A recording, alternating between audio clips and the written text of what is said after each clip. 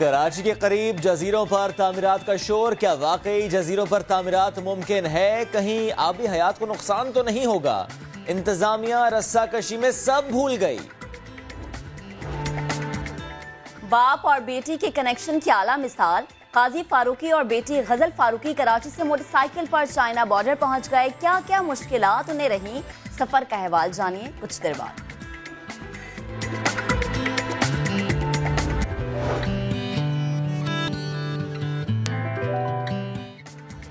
अस्सलामुअलैकुम and good morning. आप देख रहे हैं नया दिन। मैं हूं आपके साथ मोहम्मद शोएब और मैं हूं महक असलम। एक और नया दिन है, एक और नई उम्मीद है, एक और नया जज्बा है और हर नए दिन में एक नया पैगाम भी होता है, कुछ नई नई डेवलपमेंट्स भी होती हैं और कुछ नई नई खबरें भी हमें सुनने को देखने को मिलती हैं। तो आज की जो डेवलपमेंट है वो हम अपने नाज़रीन के साथ शेयर करेंगे। सबसे पहले महक, हम गुज़श्ता शाम की बात कर लेते हैं। खबर आई वो जिसका इंतजार था कई दिनों से, कई हफ्तों से। याद है आपको, सानह मोटरवे। सबसे पहले हम उसी सानहे की बात करते हैं, मरकजी मुल्जिम की गिरफ्तारी की बात करते हैं। आबिद फैसलाबाद से पकड़ा गया। इस मुल्जिम ने कई कोशिशें की चकमा देने की। जब जब पुलिस पहुंची वहां से रफू चक्कर हुआ।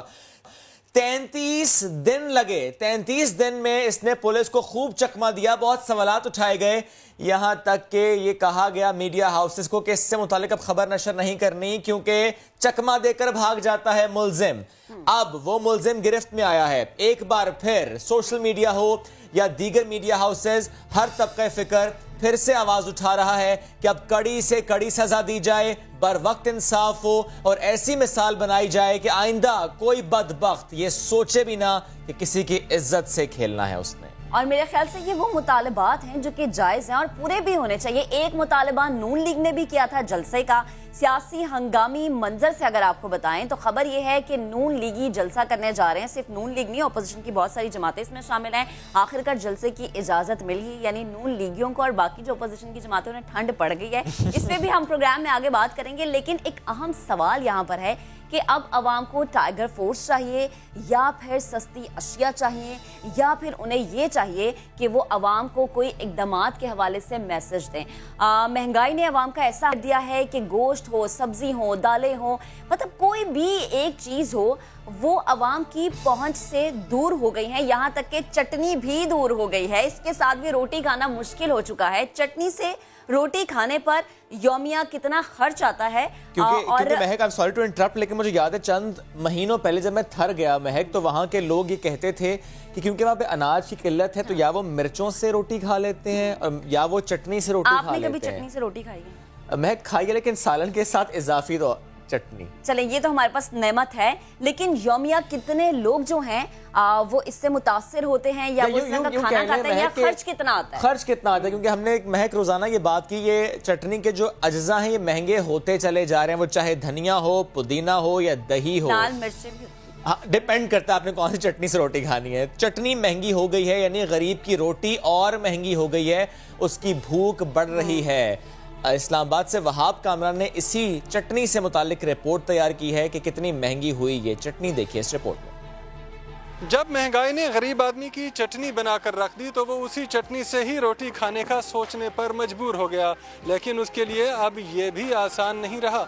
यकीन नहीं आता खुद ही देख लें। 100 रुपए का दही, 10 रुपए का हरा धनिया, 10 रुपए का पुदीना और 10 रुपए की ही हरी मिर्चें, ये हो गए 30 रुपए। जरा एक एक पाव टमाटर और प्याज भी लें, ये बन गए 65 रुपए। यानी कुल मिलाकर 195 तो सिर्फ चटनी के हो गए। 15 रुपए फी रोटी के हिसाब से 7 रोटियों का खर्चा हुआ 105 रुपए। मियाँ बीवी और 3 बच्चे सिर्फ चटनी से खाना खाएं तो एक वक्त के खाने पर 300 और यौमिया 900 रुपए का खर्च आएगा। इन हालात में गरीब कहाँ जाए? आलू लेने जाओ ना, वो भी कले समझो भी लून मिर्चे डाल डूल के 100-300 का खर्चा हो जाता है। कोई गुजारा भी नहीं, जब बच्ची का दूध ही नहीं पूरा होता। दवाई तक भी नहीं ले सकते। अस्पताल में चले जाओ, वहाँ भी वो कहते हैं सरकारी में भी 200 रुपया पहले दो, फिर जो फीस है। पूरा महीना सिर्फ चटनी से ही रोटी खाई जाए तो 5 अफराद का माहाना खर्चा 27,000 रुपए बनता है। हुक्मरानों को कौन बताए कि लोगों का पेट सिर्फ तकरीरों से नहीं भरता, उन्हें सस्ती रोटी भी चाहिए। कैमरामैन इसरार सलीम के साथ वहाब कामरान, समा, इस्लामाबाद। तो रिपोर्ट आपने देखी है और 3 लोगों की चटनी 300 में बन गई, यानी 3 लोगों की भी चटनी बन गई है। 300 में आप अगर चटनी खरीद रहे हैं या बना रहे हैं तो फिर आगे आने वाले वक्तों में क्या हाल हो जाएगा। और इसी चीज़ को मद्देनजर रखते हुए वज़ीर आज़म इमरान खान ने एक्शन लिया है। वज़ीर आज़म ये कह रहे हैं कि अब एक टाइगर फोर्स जो है वो इस चीज़ पर बेहतर तरीके से काम करेगी। वो अपने अपने एरियाज़ के जो चीज़ों के निर्ख है वो मालूम करेगी और फिर सैटरडे को हफ्ते वाले दिन इस्लामाबाद कन्वेंशन सेंटर में एक मीटिंग होगी जिसके अंदर अपने अपने एरियाज़ में जो जो चीज़ें हैं, जितनी महंगी है और जो रेट मुकर्रर किए गए हैं उससे महंगी जो है वो चीज़ें फ़रोख्त होती हैं, वो सब कुछ डिस्कस किया जाएगा। मैं और श्वेब हम कल गए कराची के मुख्तलिफ इलाकों में, हमने देखा कि जो चीज़ें हैं वो कितनी महंगी है, अवाम कितने परेशान है। लेकिन कल मैंने एक चीज़ नोट की, वो ये थी कि ना तो ख़रीदार का कसूर है और ना ही बेचने वाले का कसूर है, क्योंकि ये जो जिन है ना इसने हर किसी को अपने काबू में किया हुआ है। ये एक ऐसा जिन है जिसकी वजह से हर कोई परेशान है, ना ये बोतल में बंद हो रहा है, ना इसको कोई कंट्रोल करने की कोशिश कर रहा है। गरीब आदमी की जेबों पर हाथ डाल रहा है और जो अमीर आदमी है वो भी अब के वक्त में किसी ना किसी हद तक इससे मुतासिर जरूर हो रहा है। शुएब,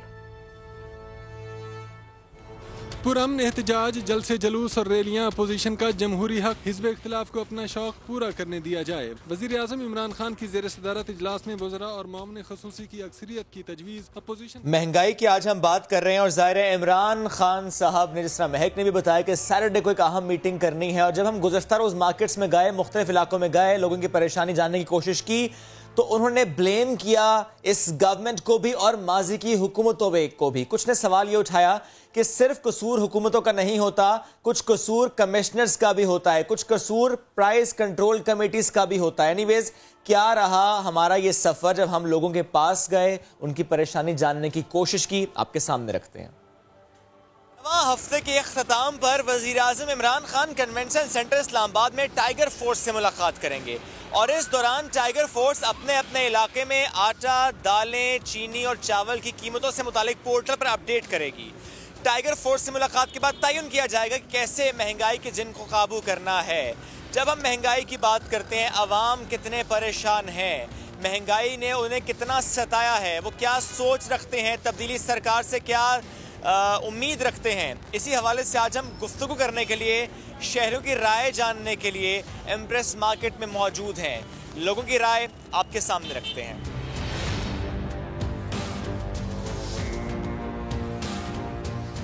अस्सलाम वालेकुम। वालेकुम सलाम। क्या काम करते हैं आप? मेरा दुकान है कपड़े का। कपड़े का दुकान है। मुझे ये बताएं कि महंगाई ने आपको कितना मुतासर किया?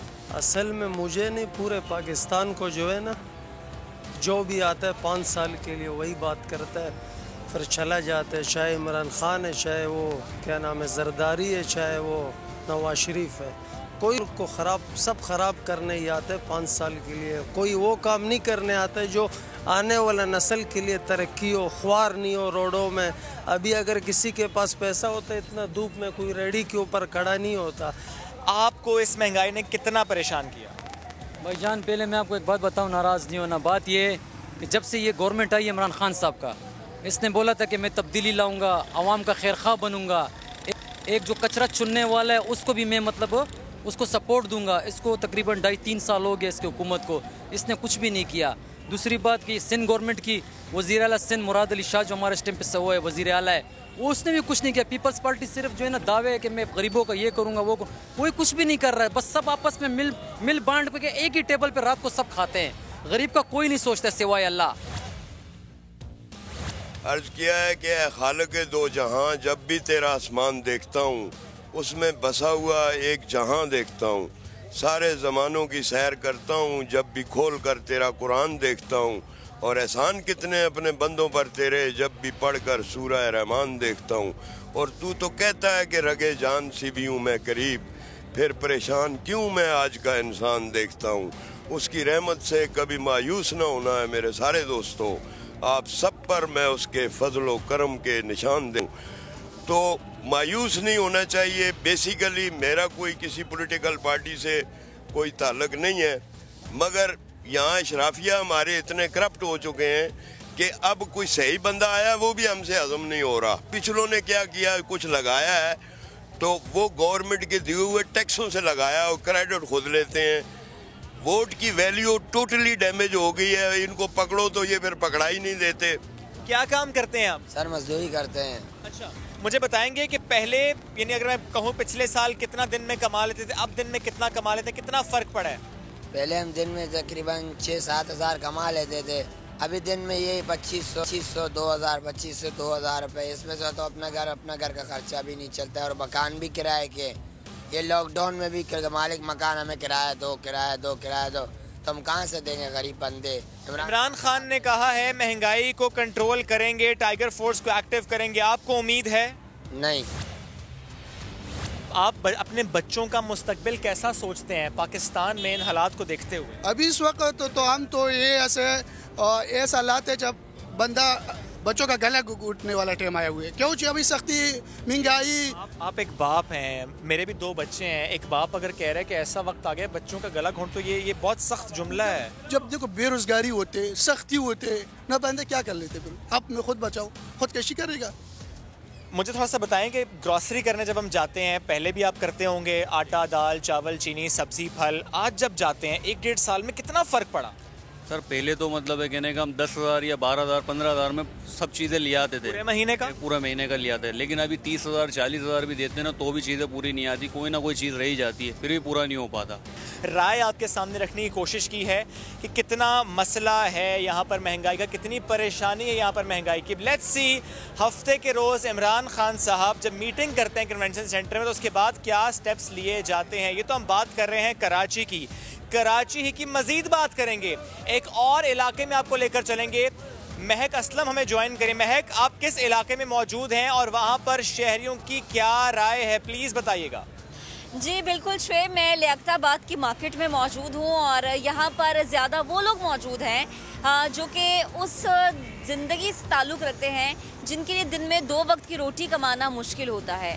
जो हमारी पॉलिसीज़ बनती है, महंगाई पे जो बातें होती हैं, जो वज़ीर आज़म एक्शन लेते हैं, उनका इनकी ज़िंदगियों पे कितना इम्पेक्ट है, या जिनसे बात करके पता चलेगा कि आखिर ये उन पॉलिसीज़ को किस तरह से लेते हैं, या उन पॉलिसीज़ का इनकी ज़िंदगी में कितना अमल दखल है, या फिर ये अवाम जो है हमारी महंगाई की चक्की में जो गुज़श्ता कई सालों से पिसती आ रही है, आगे भी इनके मुकद्दर में यही है। इनका क्या रिएक्शन है इस तब्दीली पर, या आगे ये क्या उम्मीदें वाबस्ता के बैठे हैं, इन्हीं से ही जानते हैं। जी, तो मैं एक दुकानदार के साथ मौजूद हूँ और इन भाई से जानेंगे कि उम्मीदें क्या थी और इन्होंने क्या पाया है, वोट किसको दिए, और जो महंगाई हो चुकी है अब उस पर आगे इनकी नज़र में क्या होना चाहिए। अस्सलाम वालेकुम। वालेकुम अस्सलाम। जैसा कि हम देख रहे हैं कि हर बढ़ते दिन के साथ महंगाई बढ़ रही है, तो इस पे आप क्या कहेंगे? पूरी बढ़ रही है, कोरोना भी है, कभी कारोबार बंद हो जाता है, कभी खुल जाता है।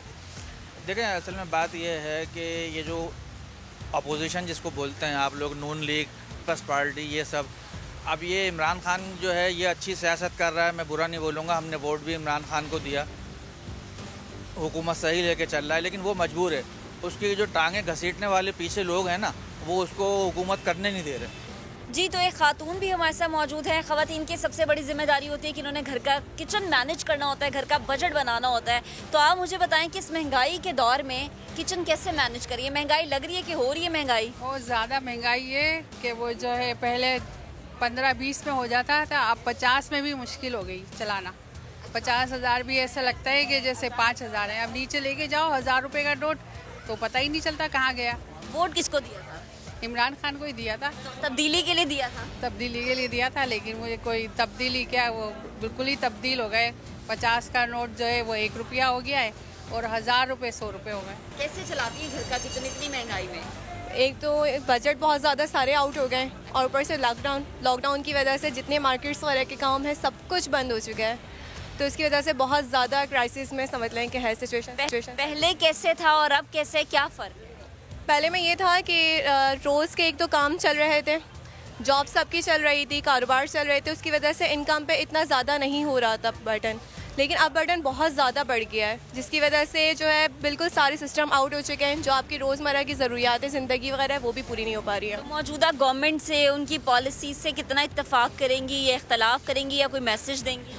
इसमें इख्तलाफ की बात तो बिल्कुल नहीं है। कोरोना बिल्कुल मौजूद है, जितने पेशेंट्स वगैरह हमें दिख रहे हैं बहुत ज़्यादा पेशेंट्स मौजूद हैं, लेकिन इसको कंट्रोल करना चाहिए। कंट्रोल करने से काफ़ी सूरत हाल पे हो सकता है, लेकिन कारोबार बंद कर देना और इससे जो अपर लेवल्स के लोगों को बिल्कुल फ़र्क नहीं पड़ रहा, लेकिन जो लोअर मिडिल क्लास फैमिलीज़ वगैरह उन्हें बहुत ज़्यादा क्राइसिस का सामना करना पड़ रहा है। अब देखें सैलरी हमारी है 20,000 रुपये, महंगाई इतनी हो गई है, देखें टमाटर हर चीज़ के ऊपर महंगाई बढ़ चुकी है। टमाटर 150 रुपये किलो है, प्याज 80 रुपये किलो हो गई है। अब मुझे घर भी चलाना है, बच्ची का खर्चा भी है। अब सेलमैन आदमी बेचारा क्या करेगा? क्या करते हैं आप? बस ये पहले जो हम जोड़ते थे मतलब अब जुड़ता नहीं है। अब इतना होता है कि वो घर का खर्चा पूरा हो जाता है, बस गाड़ी चल जाती है। अभी मैं टमाटर का ले गया हूँ 150 रुपये किलो। आप देखें कि टमाटर जो 20-30 रुपये किलो मिलता था, ये हरी मिर्चें 250 रुपये किलो हो गई हैं। मलेर की कोई सी भी आप ले लें मिर्चें, तमाम सब्जियाँ महंगी हो गई है। हमारी गुजारिश है इमरान खान साहब से कि हम उनको लेके आएँ। उन्होंने हमें बड़े अच्छे ख्वाब दिखाए थे कि तब्दीली आएगी, लेकिन उनसे गुजारिश है कि वो प्लीज़ हमारे ऊपर थोड़ा सा रहम करें और थोड़ी इन चीज़ों पे ख्याल रखें। जी, तो हम देख रहे थे कि आवाम शिकवा कर रही थी कि टमाटर बड़े महंगे हो गए हैं, सब्जियां जो रोज़मर्रा में इस्तेमाल होती है बहुत महंगी हो गई। तो अभी हम एक सब्जी वाले भाई के पास ही मौजूद हैं, उनसे जान लेते हैं कि क्या भाव चल रहा है, कल क्या रेट था, आज क्या रेट है, अगर महंगी है तो क्यों महंगी? अस्सलाम वालेकुम। बेटा ये कोटे का सीजन है, वो सीजन खत्म हो रहा है, फल कम है। ये ईरान से आ रहा है टमाटर, तो ये कल परसों 160, 70, 200 रुपये किलो था, ये ईरान का ये 120 रुपये किलो। यानी कि इनका भी कोई कसूर नहीं है, जो खरीदार है उनका भी कोई कसूर नहीं है, वो तो बेचारे वैसे ही परेशान है, कोई चेक एंड बैलेंस नहीं है इनके मुताबिक। तो अगर कमेटियां बन जाती हैं, ये कमेटियां बनाने की बात हो जाती है, तो आई थिंक उस पर इम्प्लीमेंट इस तरीके से होना चाहिए कि ना इन्हें शिकायत रहे ना ही खरीदारों को रहे। जी, तो दुकानदार हो या खरीदार, हर कोई परेशान नजर आ रहा है, क्योंकि कोई हुकूमती पॉलिसीज से नाला है, तो किसी को ये दुख है कि उसने जो वोट दिया था वो ज़ाया हो गया है, और कोई ये कह रहा है कि आप सब्र कर लें, शायद 2-3 महीनों में चीज़ें कंट्रोल में आ जाएं। लेकिन अब देखना ये है कि जो गवर्नमेंट पॉलिसीज बना रही है उस पर कितना अमल दरामद होगा, क्योंकि आवाम के मुस्तकबिल का ये सवाल है। ये तो कराची के बाजार लियाकताबाद की सूरत हाल थी, लाहौर की क्या सूरत हाल है, वहाँ चलते हैं। जी बिल्कुल, महक लाहौर में महका फ्रीज जो है वो बोतल से बाहर आ चुका है, और तमाम शहरी जो है वो रोज़ बरोज़ इस बढ़ती महंगाई से बहुत ज़्यादा परेशान है। एक आम आदमी जो है वो अपना घर का चूल्हा जो है वो बामुश्किल चला पा रहा है, जिस तरह से महंगाई जो है वो रोज़ बढ़ती जा रही है। मेरे साथ भी एक साहब मौजूद हैं, इनसे जानते हैं कि ये किस तरह से सर्वाइव कर रहे हैं, और महंगाई क्या इनको लगता है बढ़ गई है या वो ठीक तरह से गुजारा कर पा रहे हैं? जी सर। जी बिल्कुल ठीक कह रही हैं आप। महंगाई तो बिल्कुल ही दिन ब दिन बुरा ही हाल है, और आप मंडी में आए हुए हैं। ये पंजाब की सबसे बड़ी कारोबारी मंडी है। यहाँ पे लोग सस्ती चीज़ें खरीदने आते हैं कि लोग अपने बजट के हिसाब से, महंगाई ज़्यादा है, चलें कोई दाल ले लें, कोई चीनी ले लें, कोई चावल ले लें, कोई टोटा ले लें, अदवार ले लें, लेकिन वो वापस चले जाते हैं। उनके पास पैसे नहीं निकलते। वो 5 किलो लेनी होती है चीज़, वो 1 किलो 2 किलो पर लेने जा रहे हैं। वो कहते हैं हमारा नहीं गुजारा हो रहा, बच्चे हैं, छोटे छोटे बच्चे हैं, बिजली के बिल हैं, गैस के बिल हैं, इतने बिल हैं वो दे नहीं पा रहे। सर, आपका जो मंथली बजट है वो कितना मुतासिर हुआ है? आप क्या समझते हैं कितनी महंगाई जो है वो कितने फीसद? मेरा ख्याल है कि अगर 10% तो ये एनुअल बढ़ती है, लेकिन इस दफ़ा तो हुकूमत ने वो भी नहीं बढ़ाई सैलरीज में, तो 10% वो डिक्रीज़ है, और 10% और डिक्रीज़ आप करें तो ये 20% का इस वक्त है ना, ये डाउनफॉल लग रहा है। बाकी मैशियत तो लोग बेहतर जानते हैं, लेकिन मैं तो एक जनरली बात कह रहा हूँ। गवर्नमेंट का अब दिन रात ही सुन रहे हैं आप टेलीविज़न पे कि इसमें एक्शन लेना चाह रहे हैं, एक्शन लेना चाह रहे हैं। अब ये एक्शन ऐसा हो कि बाकी न रहा, ये ना हो कि अब इमरान खान साहब दोबारा एक्शन लें तो महंगाई आसमान पे चली जाए, ऐसा ना हो। तो कम से कम कंट्रोल हो, जहाँ पर ये रुक जाए। रोटी वाला कह रहा है 6 रुपये की बजाय 10 रुपये की करनी है, तो उसके बाद नान वाला कह रहा है 15 वाला नान जो है वो 20 का करना है। तो ये ज़रा जाती है, जुल्म है। जुल्म की हुकूमत कायम नहीं रहती, ये नहीं रहती, फिरौनों की हुकूमत। जी बिल्कुल, आपने सुना कि शहरी जो है वो महंगाई से बहुत ज़्यादा परेशान है, और उनका कहना है कि उम्मीद करते हैं कि गवर्नमेंट इस बढ़ती महंगाई पर नोटिस लेगी, और ताकि गरीब लोग जो है उनका 2 वक्त की रोटी जो है वो खानी आसान हो जाएगी। लाहौर की सूरत हाल तो आपने जान ली, जहाँ पर लोग जो है वो बहुत ज़्यादा परेशान हाल है, और उनका यही कहना है कि वो दिन जल्द आए जब वो भी महंगाई से जो है वो सुख की तरफ जाए। तो रावलपिंडी चलते हैं, और रावलपिंडी की सिचुएशन जाके वहाँ पर क्या सूरत हाल है। जी जी बिल्कुल, महंगाई इस कदर बढ़ गई है कि गरीब आदमी का महीना गुजारना मुश्किल हो गया है। सब्जियां फलों की बात करें तो बहुत सारियों ने तो सेंचुरी क्रॉस कर ली है। आटे की बोरी लेने के लिए जाएं तो एक दफ़ा आप कीमत सुन के आपके होश उड़ जाते हैं कि हम किस तरह से महीने का गुजारा करेंगे। मेरे साथ इस वक्त मोहम्मद अशरफ मौजूद हैं। 15 साल पहले वो इस्लामाबाद आए थे। इनकी कहानी हम इन्हीं की ज़ुबानी जानेंगे कि कितना महीने में ये कमाते हैं और किस तरह से गुजारा कर रहे हैं। अस्सलाम वालेकुम। वालेकुम सलाम जी। मुझे बताएं कितना अर्सा पहले आप इस्लामाबाद आए? और तकरीबन जी 15 साल पहले आया हूँ इधर ही।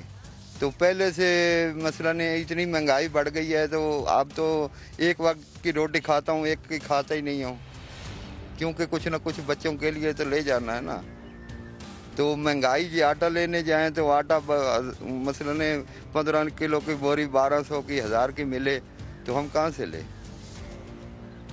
और जिस तरह से आप बता रहे हैं कि महंगाई बहुत ज़्यादा हो गई है, कितनी आपकी कमाई हो जाती है एक महीने की या एक दिन की, और उसमें गुजारा हो जाता है? नहीं जी, मेरी महीने की तनख्वाह नहीं है, मेरा दिन का होता है 400 500 400 500 बन जाता है। तो कुछ थोड़ा बहुत गुजारा चला लेते हैं, क्या करें, मजबूरी है। और गवर्नमेंट ने तो नहीं देने हमें। गवर्नमेंट ने तो जो 12-12 हज़ार दिया है वो ट्रिपल जो वो निकाल रहा है, हमसे निकाल रहा है ना। मसलन बिलों से निकाल रहा है, हैं? किसी न किसी बहाने वो वापस निकाल रहा है, वापस से ज़्यादा निकालेगा। तो हम ऐसी हुकूमत को क्या करें। घर में टमाटर लेने जाएं तो टमाटर नहीं मिलते, ये मिलते भी हैं तो 150 रुपये किलो मिलते हैं। वो कद्दू लेने जाएं, मारे से कद्दू होते हैं, वो तो गाँव में कोई खाता ही नहीं है। इधर वो इस्लामाबाद में तो उनका 150 रुपया 120 रुपये रेट होता है। तो ऐसे तो गरीब आदमी मर जाए तो बेहतर है। इस महंगाई की वजह से तो गरीब आदमी खुदकशी कर ले तो बेहतर है। मुझे ये बताएं कि जिस तरह से आपने सब्जियों की बात की, घर में गोश्त बनता है आप लोगों के? नहीं जी, गोश्त कभी कहीं सदके से मिल गया तो खा लिया, जो नहीं तो हम ले सकते हैं गोश्त। मसलन वैसे आप दे दें तो हम खा लेंगे, वैसे लेने जाएं तो हम ले सकते हैं। 1200 का किलो है। जिस तरह से आपने मोहम्मद अशरफ साहब की कहानी सुनी, उन्होंने बताया कि गोश्त तो आप बना ही नहीं सकते घर में क्योंकि महंगाई इतनी ज़्यादा हो गई है। जी बिल्कुल, सिर्फ रावलपिंडी में नहीं, हर घर में महंगाई की दुहाई है। फैसलाबाद का फैक्ट्री एरिया है जहाँ मैं मौजूद हूँ। यहाँ पर सैकड़ों खवातीन काम करती हैं, मजदूरी करती हैं, और मजदूरी भी कितनी, सिर्फ 400 रुपया। एक माँ जी हमारे साथ मौजूद हैं जो काफ़ी ज़्यादा मुश्किल में भी हैं, जिनके घर का सर्कल कैसे चलता है, इस वक्त ये यहाँ पर काम कर रही हैं, मजदूरी कर रही हैं। थोड़ा सा इनसे इस बारे में। बहुत ज़्यादा मुश्किल में, हम बता नहीं सकते, इसलिए नहीं बता सकते कि हमारी सुनने वाला कोई नहीं है अल्लाह के सिवा। अल्लाह ने हमारी रोज़ी यहाँ लिखी तो हम यहाँ आ गए। किसी को उधार एक दिन ले लेना तो दूसरे दिन वो कहता है कि हमारे पास नहीं है, तो हम बैठ जाते हैं। इतना सा बेटा है, बच्चा है, तो वो 10 रुपये के लिए तड़प रहे, मैं 10 रुपये दे दो, मैंने चीज़ लेनी है। वो आ गया, मैं चीज़ लेनी है, इसलिए बाहर निकली हूँ। तो कुछ न कुछ करके बच्चों के लिए तो लाऊंगी ना। बच्चा मेरा हेपेटाइटिस का मरीज़ है, तो बीमार रहता है, उसकी 8000 की एक माह की दवाई है। कभी ले पाती हूँ, कभी नहीं ले पाती, इतना मुश्किल है मेरे पास। 230 रुपये किलो घी है, 80 रुपये किलो, 90 रुपये किलो आटा है। क्या खाएंगे, क्या करेंगे। ये पेट तो भरना है, किसी तरीके भी भरना है, तो ये तो भर लेते हैं। कभी अचार से खा लेते हैं, कभी मिर्च से खा लेते हैं, कभी प्याज काट के खा लेते हैं, कभी वो भी नहीं होता। हुकूमत से क्या आप तवक्को रखती हैं? क्या तवक्को रखनी, बहुत तवक्को रखी थी, पर कुछ भी नहीं किया हुकूमत ने, कुछ भी नहीं किया। उम्मीदें बहुत थी, इमरान खान आएगा, ये होगा, वो होगा, तब्दीली आएगी, बस फाके हो गए हैं। जी बिल्कुल, ये सिर्फ माँ जी की ही कहानी नहीं है। यहाँ पर काम करने वाली जितनी भी खवातीन हैं, सभी इस दुख और कर्ब से गुजर रही हैं। एक और भी बाजी यहाँ पर मौजूद हैं, उनसे भी जानते हैं किस तरीके से वो अपने घर का गुजारा करती हैं। सब्जी भी नहीं आती, घर के बच्चे भी नहीं पलते। आटा, कल हमारे घर में आटा नहीं था, किसी से मांगने गया, वो उसने भी नहीं दिया। तो आज थोड़ा सा आटा था, हमने पकाई, वो ही बच्चों को खिलाई, थोड़ी सी मैं लेकर आई। भूखे सोए थे। जी बिल्कुल, हालात इस कदर ख़राब हैं यहाँ पर काम करने वाली ख़वातीन के, इनकी हुकूमत से कोई तवक्को ही नहीं रही है कि महंगाई का जो लेवल है वो कभी कम आएगा, हालात बेहतर होंगे। ये बस यहाँ पर काम करती हैं और अपना गुजारा करती हैं। यही कहानी थी पूरे पाकिस्तान की। उम्मीदें हैं लोगों की और दम तोड़ रही हैं, तवक्कुआत हैं उनकी जो पूरी नहीं हो रही। 2-2.5 साल हो गए इस हुकूमत को आए हुए। लोग आज भी देखते हैं किसकी तरफ, सरकार की तरफ, इमरान खान की तरफ। और अब अल्लाह करे कि जो हफ्ते को मुलाकात होनी है इमरान खान साहब की टाइगर फोर्स से, वाकई टाइगर फोर्स को उस तरीके से इस्तेमाल किया जाए कि जो सरकारी निर्ख अगर तय हुआ है तो सरकारी निर्ख पर वो चीज़ आवाम की रसाई में हो। ये ना हो कि निर्ख कुछ और तय हो और मिले उसके अलावा किसी और रेट पर, क्योंकि एक तो महंगाई, ऊपर से जो निर्ख पर, जो सरकारी निर्ख पर चीज़ नहीं मिलती तो फिर आवाम ज़्यादा परेशान। यानी कोई चेक एंड बैलेंस होना चाहिए, कोई इनकी आवाज़ सुनने वाला होना चाहिए और आवाज़ ऐवानों तक पहुंचाने वाला होना चाहिए। आवाज़ की बात हो रही है तो एक ऐसी आवाज़ की बात करते हैं जिसने मशरिक और मगरिब के लोगों को झूमने पर, नाचने पर मजबूर किया, जो गाया अमर कर दिया और अपने नाम की तरह गायकी की दुनिया में फाते रहे। जी हाँ, नुसरत फतेह अली खान साहब की आज 72वीं सालगिरह है। आज 72वीं सालगिरह मनाई जा रही है। कव्वाली की दुनिया में तहलका मचाने वाले नुसरत फतेह अली खान की यादें आज भी फैसलाबाद के बाबा लसूड़ी शाह दरबार से वाबस्ता हैं। वो कैसे, आपको हम इस तैयार करदा रिपोर्ट में दिखाते हैं। दिलों में जिंदा है नुसरत फतेह अली खान, और यही एक आर्टिस्ट की कामयाबी है कि जब उसने पैगाम दिया, वो पैगाम इतना आम किया अपने आर्ट से। जब हम आर्ट की बात कर रहे हैं, एक और आर्टिस्ट की बात कर लेते हैं। मॉडल हैं आप, अदाकारा हैं आप, आमना इलियास कई बार हमारी मेहमान बनी हैं, लेकिन इस बार अपनी बर्थडे पर इन्होंने एक मुनफरद पैगाम दिया। मुनफरद पैगाम ऐसे दिया कि अपने मुंह पर आटा लगाया और मद्दाहों के लिए सोशल मीडिया पर एक पैगाम जारी किया। वीडियो में उन्होंने कहा कि अब क्या आप मुझे एक्सेप्ट करेंगे। Basically she tried to said के ये जो रंग गोरा करने वाली क्रीम इस्तेमाल की जाती है, रंग गोरा करने की बात की जाती है और गोरे रंग की बात की जाती है, इसकी वो मुखालिफत करती हैं। वो कहती हैं embrace your natural tone, embrace your natural skin. उन्होंने कहा कि यही हमें सोचना चाहिए, खुदा के लिए अपने आप को पहचानें, अपने आप से प्यार करें, अपने रंग से प्यार करें। यानी अच्छी स्किन की बात ज़रूर करें, लेकिन ये गोरी रंगत की बात ना करें। बिल्कुल। और दूसरी चीज़ ये, लेकिन सिर्फ एक ये भी चीज़ है ना, बड़े बूढ़े कहते हैं कि जो गोरे रंग का ज़माना कभी पुराना नहीं होगा। नहीं, खैर उन्होंने कहा कि खुदा के लिए मेरा ख्याल है अब पुराना हो गया है। पहचानो क्या था, आपको दिखाते हैं। आमना इलियास का जो पैगाम था, मुझे लगता है ऐसा पैगाम था कि बहुत सारे लोगों को इसे सीखने की ज़रूरत है, और बहुत सारे लोग अगर सीख जाएं तो बहुत सारे मसाइल पे काबू पाया जा सकता है। वो मसाइल ऐसे कि बहुत लंबी फहरिस्त है। खैर आगे बढ़ते हैं और एक दिन की वज़ीर आज़म की बात करते हैं। जी हाँ, एक दिन की वज़ीर आज़म जो कि 16 साला लड़की को बनाया गया। फिनलैंड की कहानी है जहाँ 16 साला लड़की को एक दिन का वज़ीर आज़म मुकर्रर किया गया। एवो मोर्तो लड़की ने फिनलैंड की वज़ीर आज़म सना मिरेन से 7 अक्टूबर को वज़ारत उस्मा का ओहदा लिया और एक दिन के लिए बतौर वज़ीर आज़म अपनी जिम्मेदारियां सरअंजाम वो देती रही। अब इसके पीछे मकसद क्या था वो हम आपको बताते हैं। इसका मकसद ये था कि बच्चों की आलमी मुहिम के तहत लड़कियों के लिए टेक्नोलॉजी के शोबे में ज़्यादा मौके फराहम करना है। एक दिन की वज़ीर आज़म बनने वाली लड़की को मीडिया ने वही प्रोटोकॉल दिया जो कि वहाँ की मौजूदा वज़ीर आज़म को दिया जाता है। यानी ख़वातीन को प्रमोट करने के लिए अगर ऐसा भी शुएब इकदाम उठाना पड़े तो मुझे लगता है उठा लेना चाहिए, और ये एक मिसाल है। एग्जैक्टली ऐसी और मिसालें कायम करने की ज़रूरत है, स्पेशली उन ख़वातीन के लिए। फॉर इंस्टेंस अगर एक खातून एक्सपेक्टिंग है तो उसको किस तरीके से फैसिलिटेट हमें करना चाहिए, हर माशरे में ये होना चाहिए। अमेरिका से मेरे पास इससे मुतालिक खबर है कि कानून का इम्तिहान देने वाली एक हामला खातून ने ऑनलाइन पेपर के दौरान सेहतमंद बच्चे को जन्म दिया। यानी जाहिर है वो एक ड्यू डेट उनकी थी जब उन्होंने एक बेबी को जन्म देना था, लेकिन एट द सेम टाइम उनके वो एग्जाम होना था और ये एग्जाम डिले होता चला आ रहा था, वरना वो उसको प्लान कर सकती थी। बट ये online exam due to this कोविड-19 वो डिले होता आया और अब वो इम्तिहान देना भी ज़रूरी था। यानी कोविड-19 के 22 ताख़ीर से वो इम्तिहान मुनक़िद हुए थे और इसीलिए पर्चा देना उनके लिए ज़रूरी था। But it's very good to hear कि जो बेबी की बात है वो बड़ी कंफर्टेबली और एनीवेज बच्चा जो है वो सेहतमंद है, ये बड़ी अच्छी बात है। एक ब्रेक लेते हैं, वापस आते हैं। स्टे विद अस।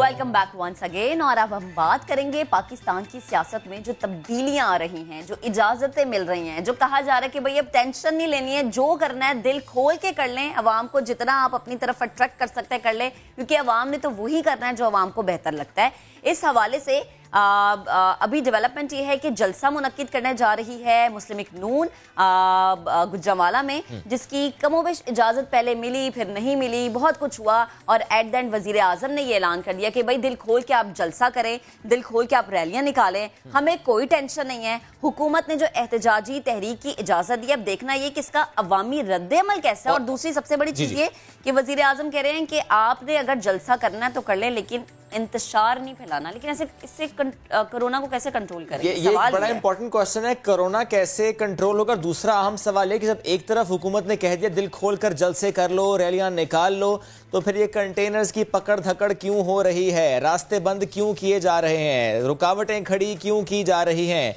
और इस हवाले से नून लीग का रद्द-ए-अमल क्या आएगा, जलसा क्या रंग दिखाएगा, इस सब पर आज हम बात करेंगे। मोहसिन खालिद हमें ज्वाइन कर रहे हैं, उनसे बात करते हैं। मोहसिन, इस वक्त ऑन ग्राउंड सिचुएशन क्या है? इजाजत तो मिल गई, लेकिन क्या वाकई कंटेनर्स की पकड़ धकड़ हो रही है, रोका जा रहा है, कारकुनान को इकट्ठा होने में रुकावटें खड़ी की जाएंगी? बिल्कुल, पीडीएम 16 अक्टूबर को गुजरांवाला में अपनी सियासी ताकत का मुजाहिरा करने जा रही है। पहले ये जलसे का ऐलान जो है नून लीग की जानिब से किया गया था, लेकिन उसके बाद ये जलसा जो है पीडीएम का जलसा बना और अब तक 2 बार जो है पीडीएम की जानिब से इजाज़त मांगी गई थी जिन्ना स्टेडियम में जलसा करने की, जो कि अभी तक नहीं दी गई है। जिसके बाद जो है नून लीग से उनका ताल्लुक है हुरम दस्तगीर खां, उन्होंने ऐलान किया है कि अब ये जलसा जो है जीटी रोड पे होगा और जीटी रोड पे एहतजाजी जलसा होगा, जो रैली की सूरत में लाहौर से जब मरियम नवाज शरीफ चलेंगी तो उनके साथ लोग मिलते जाएंगे काफिलों की सूरत में। और उसके बाद जीटी रोड पे इकबाल हाई स्कूल के सामने जो है वो स्टेज लगाया जाएगा, जहां पे मरियम नवाज शरीफ, बिलावल भुट्टो जरदारी और मौलाना फजलुर रहमान जो है वो खिताब करेंगे। मैं आपको बताता चलूं कि काफ़ी जो है वो पारा हाई है गुजरांवाला की सियासत का। नून लीग के बागी MP हैं अशरफ अली अंसारी, उन्होंने भी ऐलान कर रखा है कि वो 16 अक्टूबर को हुब्बे पाकिस्तान रैली निकालेंगे और जलसा नहीं होने देंगे, जबकि जो नून लीग की क़यादत है, पीपल्स पार्टी की क़यादत है, उनका कहना है कि जलसा होगा और भरपूर होगा। इसके साथ साथ मैं आपको ये भी अपडेट करता चलूं कि रात से ही कंटेनर्स की पकड़ दकड़ का सिलसिला जो है वो जारी है और इंतजामिया की जानिब से प्लान बनाया जा रहा है कि दोनों जो बाईपास हैं, जना इंटरचेंज है और चंदा किला बाईपास है, उसको ब्लॉक कर दिया जाए ताकि शहर में जो है बड़ी बसें जो है वो दाखिल ना हो सकें और जो ट्रैफिक जाम है वो ना हो सके, ताकि जो मामूलाते ज़िंदगी हैं वो भी मामूल के मुताबिक चलते रहें। दूसरी जानिब मैं आपको ये भी बताता चलूँ कि ताजरों की जानिब से भी पीडीएम के जलसे की हमायत का ऐलान किया गया है और अभी तक जलसे की इजाज़त बाज़ाब्ता तौर पर नहीं दी गई, जबकि वफाकी कबीना की जानिब से भी ये बाकायदा तौर पर जो है ऐलान किया गया था कि पीडीएम को तमाम जलसों की इजाज़त दी जाएगी, लेकिन ज़िले इंतज़ामिया की जानिब से कोई NOC जारी नहीं किया गया, कोई नोटिफिकेशन जारी नहीं किया गया। जिसके बाद नून लीग ने ये ऐलान किया था कि अब ये जलसा जो है एहतजाजी जलसा होगा और जीटी रोड पर होगा। मोहसिन, बहुत शुक्रिया, आपने अपडेट किया। जलसा होगा और अब जीटी रोड पर होगा, ये रद्द-ए-अमल है PMLN का। मरियम औरंगजेब साहिबा ने इससे मुताल्लिक कहा है कि कंटेनर जहनियत की हुकूमत गुजरांवाला जलसे से खौफजदा है। सिलेक्टेड हुकूमत के पास अवामी मैंडेट नहीं है। आइन की बालादस्ती के लिए अवामी रद्द-ए-अमल आएगा, जिसे रोकना हुकूमत के लिए मुश्किल हो जाएगा। इसी सिचुएशन पर आज हम बात करेंगे। हमें ज्वाइन किया पाकिस्तान तहरीक इंसाफ के रहनुमा उस्मान सईद बसरा साहब ने। उस्मान साहब, शुक्रिया आपके वक्त का। गुड मॉर्निंग भी आपको कहूंगा। उस्मान साहब, ये फरमाइएगा, जब इजाजत दे दी वजीर आजम ने और कह दिया कि दिल खोल कर जलसे कर लो, रैलियां निकाल लो, तो जो एक मुतालबा था नून लीग का कि जिना स्टेडियम में जलसा करने की इजाजत दी जाए, अब मिल जाएगी सर? इजाजत दे रहे हैं आप?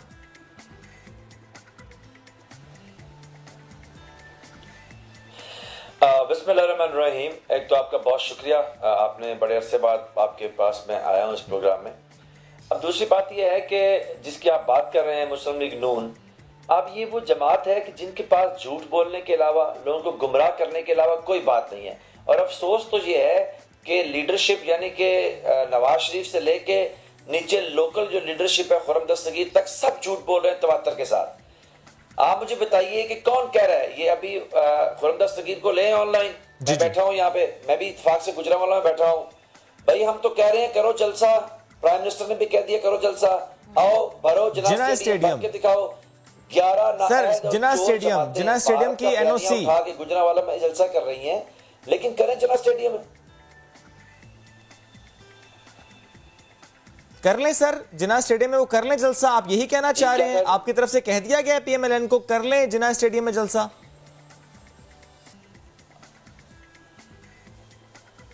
हम तो कह रहे हैं कि आपका जमहूरी हक है एहतजाज करना। वो अलग बात है कि अभी आप पाकिस्तान की फौज, पाकिस्तान के अस्करी इदारों, पाकिस्तान के निजाम अदल के ऊपर हमलावर हैं और भारत का बयानिया उठाए फिर रहे हैं। लेकिन इसके बावजूद मेरे वजीर आजम ने, जो पाकिस्तान का एक ऐसा वाद वजीर आजम अब तक आया है जिसका इतना बड़ा जमहूरी दिल है, उन्होंने कल कह दिया कि आप करें जलसा।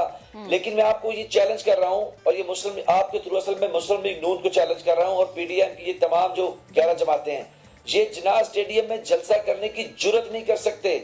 अभी तो इनकी हमने जो एक एप्लीकेशन है उसको इंतजामिया ने टर्न डाउन नहीं किया। ये पहले कह रहे हैं हमने जीटी रोड पे करना है। भाई जीटी रोड के ऊपर तो 4 चिंगची रिक्शा लेके खड़े हो जाए तो जलसा बन जाएगा। भाई जलसा करना है, 11 जमातें हैं, हिम्मत करो, बहादुर बनो, शेर बनो। अगर तुम हो, आओ जिना स्टेडियम में जलसा करो, वहां पे 1 लाख आदमी इकट्ठा करो। बंदा तो आप 10 इकट्ठे नहीं कर सकते। नवाज शरीफ जब नाअहल आदमी, एक चोर आदमी, वो एयरपोर्ट पे लैंड किया, 10 लोग जमात को उसको लेने नहीं गए।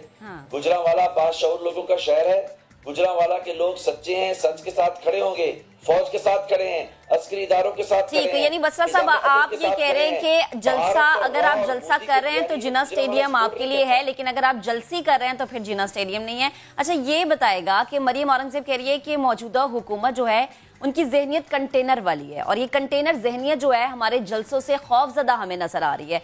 तो क्या वो जो ये बात कर रही हैं, क्या मौकिफ लेके वो ये बात करें कि कोई बड़ी तब्दीली आएगी उनके इन जलसों से?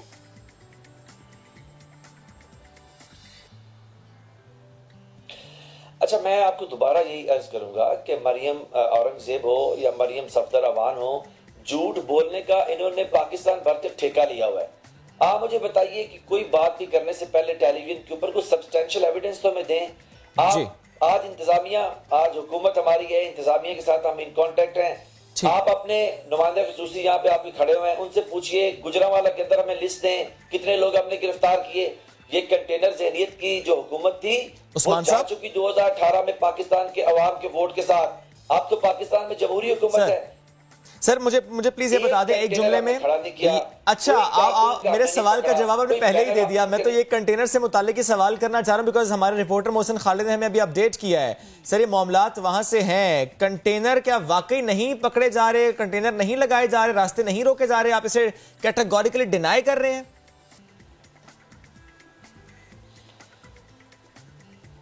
मैं इसको कैटेगोरिकली डिनाई कर रहा हूं। ना इंतजामिया ने कोई कंटेनर पकड़ के लगाए हैं, लेकिन मैं आपके प्रोग्राम के तवज्जुह से एक सवाल तो रखना चाहता हूं। जब हम एहतजाज कर रहे थे पाकिस्तान में एक रिग्ड इलेक्शन के खिलाफ, जिसको अल्टीमेटली पाकिस्तान की सुप्रीम कोर्ट ने भी इंडोर्स किया कि बेज़ाब्तियां हैं, हमारे चीफ मिनिस्टर को, हमारे लोगों को जिस बुरी तरह से तशद्दुद का निशाना बनाया गया, और ये रिकॉर्ड है, पूछिए अपने नुमाइंदा खुसूसी से। गुजरांवाला में इमरान खान के कंटेनर पर मुस्लिम लीग नून ने कातिलाना हमला करवाया, हमारी फ्लैक्सिस जलाई, इमरान खान के तशहीरी बोर्ड को गिरा दिया गया। आप ऐसा नहीं करेंगे। उनको गिरफ्तार किया। वो जुल्म और बर्बरियत की हुकूमत थी जिसके खिलाफ हम बरसरे पैकार रहे। आज एक कारकुन भी गिरफ्तार नहीं है। हमारे किसी आदमी ने इनके होल्डिंग नहीं उतरवाए हैं, उसको आग नहीं लगाई है, उस पर स्याही नहीं फेंकी है।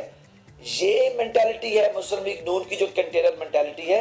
हम एक जमहूरी लोग हैं, हमारे वजीर आज़म ने ऐलान किया है कि आप एहतजाज करें, लेकिन आपका कैमरे की आंख सब दिखाएगी इंशाल्लाह 16 को कि क्या गुजरांवाला भारत और नवाब मोदी के बयानी के साथ खड़ा है, या गुजरांवाला पाकिस्तान में जमहूरी कूतों के बयानी अपनी फौज के साथ, अपने अस्करी इदारों के साथ खड़ा है। गुजरांवाला में लोग नहीं निकलेंगे इनके लिए, सारा इंतजाम ये कर रहे हैं। अब फजलुर रहमान, लाहौर के जलसे में फजलुर रहमान को नहीं बुलाया, गुजरांवाला के जलसे में फजलुर रहमान को बुला रहे हैं, क्योंकि मदरसों के बच्चे लेके आए, क्योंकि जलसे में रौनक बने। गुजरांवाला कभी मुस्लिम लीग नून का गढ़ था, अब वो एक इनकी सियासत के ऊपर गढ़ बन चुका है। सही, ठीक। अच्छा बसरा साहब, यानी आप ये कह रहे हैं कि मौलाना फजलुर रहमान लाहौर के जलसे में नहीं, लेकिन गुजरांवाला के जलसे में, और ये मदरसे के बच्चे हैं, अवाम बाहर निकल रही है और ये मुस्लिम लीग नून का जो मौक़िफ़ है वो ये है कि आप अब गुजरांवाला की जो लोग हैं, जो वहाँ की अवाम है, वो हकीकी सियासत के साथ बाहर निकलेंगे। लेकिन एक डिफरेंस भी बसरा साहब यहाँ पे हैं कि हमारी सियासत ये थी कि हमने कोई हमला नहीं किया, हमने इजाज़त दे दी है, और उनकी सियासत ये थी कि उन्होंने हमारे जलसों पर हमले किए हैं। खैर, हमलों की बात हो रही थी तो बहुत सारा शोर मचा, बहुत सारी बातें हुई। कराची के जजीरों का अगर हम रुख कर लें, वहाँ की आवाम को अगर वहाँ की सैर करवा दें, तो हम देख रहे हैं कि जजीरों पर आजकल तामीरात का बहुत ज़्यादा शोर है। विफाकी और सिंध हुकूमत के दरमियान बयानात जारी है, लेकिन हकीकत ये है कि क्या यहाँ पर तामीरात हो सकती है या नहीं। यानी एक जगह पे तामीरात अगर नहीं हो रही है तो फिर शोर किस चीज़ का है? कि वहाँ का माहौल ऐसा है कि वो इस चीज़ को बर्दाश्त कर सकेगा? हकायक क्या है? और अगर यहाँ पर तामीरात हो जाती है तो क्या आबी हयात को तो कोई शुएब नुकसान नहीं पहुँचेगा? महक, इससे मुताल्लिक की ये रिपोर्ट्स आई हैं सामने के आसपास का जो समंदर है वहाँ पर कुछ नायाब स्पीशीज़ हैं। तो आज हम इसी से मुतालिक बात करेंगे कि कितनी स्टडी हुई है, कितनी फिजिबिलिटी रिपोर्ट्स इससे मुतालिक बनाई गई हैं, क्या डिस्कशंस हुई हैं। वी हैव इकोलॉजिस्ट रफ़ीउल हक साहब विद अस। रफ़ी साहब, बहुत शुक्रिया, गुड मॉर्निंग भी कहेंगे आपको। सर, मुझे प्लीज़ बताइएगा, आप भी मुख्तलिफ स्टडीज़ देख रहे होंगे और इन जजीरों से मुतालिक आपके पास भी काफ़ी इंफॉर्मेशन होगी। प्लीज़ शेयर कीजिएगा समा के नाजरीन के साथ कि जो बंडल आइलैंड है और इन पर तामीरात से मुतालिक जो बातचीत हो रही है, क्या यहाँ पर तामीरात हो सकती हैं? मुमकिन है, अगर होंगी तो कोई मसला दरपेश नहीं है? All clear? मसाइल जो हैं वो यकीनन काफ़ी हैं। और उसका एक पर्सपेक्टिव है, चलिए बहुत अच्छा मुस्बत पहलू ये है कि कुछ इन्वेस्टमेंट लाने की बात हो रही है, और ये तो उसके इंतज़ामी पहलू है। लेकिन आप बात कर रहे हैं आबी हयात के बारे में, तो हम लोग यानी बहसियत कौम कुछ इंटरनेशनल ट्रीटीज से बंधे हुए हैं। और मैं आपको एक बात बताऊं जो बड़ी इसकी एक्सपीरियंस की है, जो हम गुज़श्ता दिनों हमने एक्सपीरियंस भी की, कि हमें ये कहा गया कि हम एक टर्टल की प्रोटेक्शन के सिलसिले में एक डिवाइस आई थी, इसको टेट कहा जाता है, टर्टल एक्सक्लूजन डिवाइस। उसकी ये इंटरनेशनल एजेंसी ने, जो इम्प्लीमेंटिंग एजेंसी है, उसने ये कहा कि आप तमाम अपने पानी की जहाज़ों पे जो मछेरे जाते हैं उस डिवाइस को लगाएं। अब मैं सिर्फ और सिर्फ उसकी सेंसिटिविटी की बात कर रहा हूँ, ताकि कोई कछुआ गलती से भी मछेरों के जाल में ना फंसे।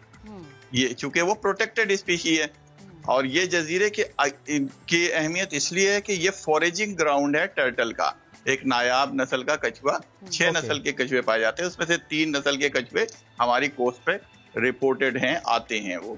तो असल जो अहम चीज है वो ये है कि इसकी जो क्या कहते हैं अहमियत का मैं आपको अंदाजा बता रहा हूँ कि इसकी नॉन कंप्लायंस हुई और हम पे कुछ पाबंदियां लग गई, हमारी एक्सपोर्ट्स के ऊपर पाबंदियां लग गई। तो अगर खुदा न खास्ता अगर हम इस इन्वेस्टमेंट को हम लाने के लिए जा रहे हैं और उससे ज्यादा हम अपना नुकसान कर बैठे जी, तो वो ज्यादा खतरनाक है। सर, मुझे प्लीज ये बताइएगा कि क्या माजी में हमने इन बातों को मद्देनजर रखा है? जब गवादर की डेवलपमेंट की बात आई है, जब ओरमाड़ा पर हम देखते हैं, जब हम कोस्टल लाइन की बात करते हैं, मकरान कोस्टल हाईवे के आसपास, ठीक है उस तरह की आबादी तो अभी नहीं है, बट ज़ाहिर है हमें फ्यूचर के प्लान्स की तरफ तो बढ़ना है। क्या इन ट्रीटीज को मद्देनजर रखते हुए सारे काम पाकिस्तान में माजी में होते आए हैं? माजरत के साथ शायद अगर ऐसा होता तो हम पे पाबंदियां न लगती। हम देखिए ना, ये नासबत अंदेशी है, बहुत सारी जगहों पे कुछ चीज़ें जो हैं वो हो रही हैं जिनको कि हम शायद बेहतर तौर पे नहीं हैंडल कर पा रहे हैं। क्या FATF इसी मिस हैंडलिंग का नतीजा नहीं है? तो मैं तो सिर्फ और सिर्फ ये अपने खदशात का इजहार कर रहा हूँ कि कहीं ऐसा ना हो कि हम अपने अच्छे खासे मेरिट के केस को मिस हैंडल कर लें। हमारे पास अल्लाह ताला ने 3 पोर्ट दी हैं, कल को और पोर्ट्स भी बन सकती हैं। इनको यानी म्यूचुअल अंडरस्टैंडिंग के साथ एक सस्टेनेबल डेवलपमेंट के रोल पे देखा जाए, ना कि हम सिर्फ और सिर्फ एक कंसेंट्रिक डेवलपमेंट या हमारे ये मेरे ज़ाती जहन की इख्तिरा की डेवलपमेंट को अगर हम प्रमोट करेंगे तो वो कौम और मुल्क के मफाद में नहीं। ठीक, बहुत शुक्रिया रफ़ी साहब, साथ मौजूद था। वक्त कम था, अभी आपसे बात करते हैं क्योंकि जब हम इन ट्रीटीज़ की बात करते हैं तो कोरंगी इंडस्ट्रियल एरिया का वेस्टेज वो भी तो इसी साहिल पर है, उसी इलाके में हम बेसिकली भेज रहे हैं, डिस्पोज ऑफ कर रहे हैं। एनीवेज जी, वक्त बड़ा तेज़ी से सरक जाता है, अगले घंटे की स्टोरीज अभी बाकी हैं। छोटी सी ब्रेक लेते हैं, हमारे साथ रहिए।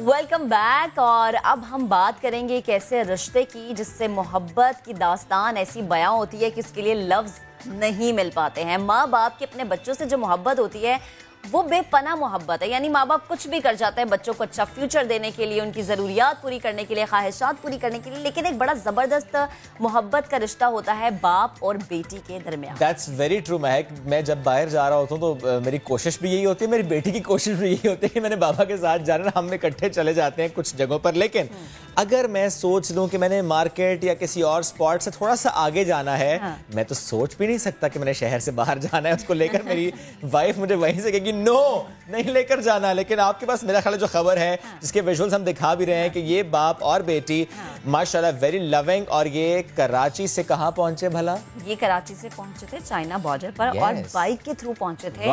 काजी फारूकी और उनकी बेटी जो है गजल, मोटरसाइकिल पे उन्होंने ये सफर तय किया था। और मतलब कोई इमेजिन भी नहीं कर सकता। मैं अपने अब्बा के साथ जब कभी मोटरसाइकिल पे बैठी तो मेरा तो दुपट्टा आ जाता था, मुझे कहता कि बेटा अगली दफा तो तुम्हें मैंने बिठाना ही नहीं है। लेकिन उनका ये सफर कैसा रहा, क्या क्या मुश्किलात उन्हें पेश आई, कितना इन्होंने एंजॉय किया, सफर कितना कठिन रहा, आइडिया उनके पास कैसे आया, ये सब कुछ हम उन्हीं से जानेंगे क्योंकि हमारे साथ वो स्टूडियोज में मौजूद हैं। काजी फारूकी और गजल फारूकी हमें स्टूडियोज में ज्वाइन कर चुके हैं। काजी साहब बेहद शुक्रिया, वेलकम कहेंगे, गुड मॉर्निंग कहेंगे, और जो आपका जोश था, जो आपका जज्बा था, उसको हम सलाम भी कहेंगे। ये आइडिया आया कैसे, कितने दिन तक आप मोटरसाइकिल पे सफ़र करते रहे, सफ़र कितना लंबा था, क्या क्या मुश्किलात थी, सब कुछ बताएगा। बहुत शुक्रिया। सबसे पहले तो आप लोगों ने हमें इनवाइट किया कि हम अपने ख्यालात लोगों तक पहुंचा सकें। ये हमारा सफ़र 2200 किलोमीटर का था, कराची से खंजराब पास तक का, और उसके बाद जो हम 3-4 वैलीज़ हमने कवर की तो ऑलमोस्ट आना जाना 5000 किलोमीटर्स बनता है। ओके। तो हम यहाँ से निकले थे 28 अगस्त, और हमारी बेटी की छुट्टियाँ ज़रा कम थी, वरना तो शायद हम 2-3 महीने घूमते ही रहते। यार मैं पूछता आपसे कि फिर और किधर निकलना था, इस बॉर्डर से आगे कहाँ निकलना था? इतना बड़ा है कि अगर आप ऑफ द रोड उसकी जो खूबसूरती अगर देखना चाहें, जो ट्रैकिंग वगैरह हो, तो सालों लग जाएं, पाकिस्तान को नहीं कवर कर सकते। ये तो हम वो चीज़ें देखते हैं जो रोड के ऊपर सब आम आदमी की भी पहुँच में है, लेकिन असल मकामात तो वो हैं जो आप 4 दिन का ट्रैक या 3 दिन का ट्रैक करके जाते हैं। तो बहरहाल वो तो बहुत लंबी कहानी हो जाएगी। लेकिन ये बताएं, छोटा सा सवाल, जिद बेटी की थी या ख्वाहिश आपकी थी?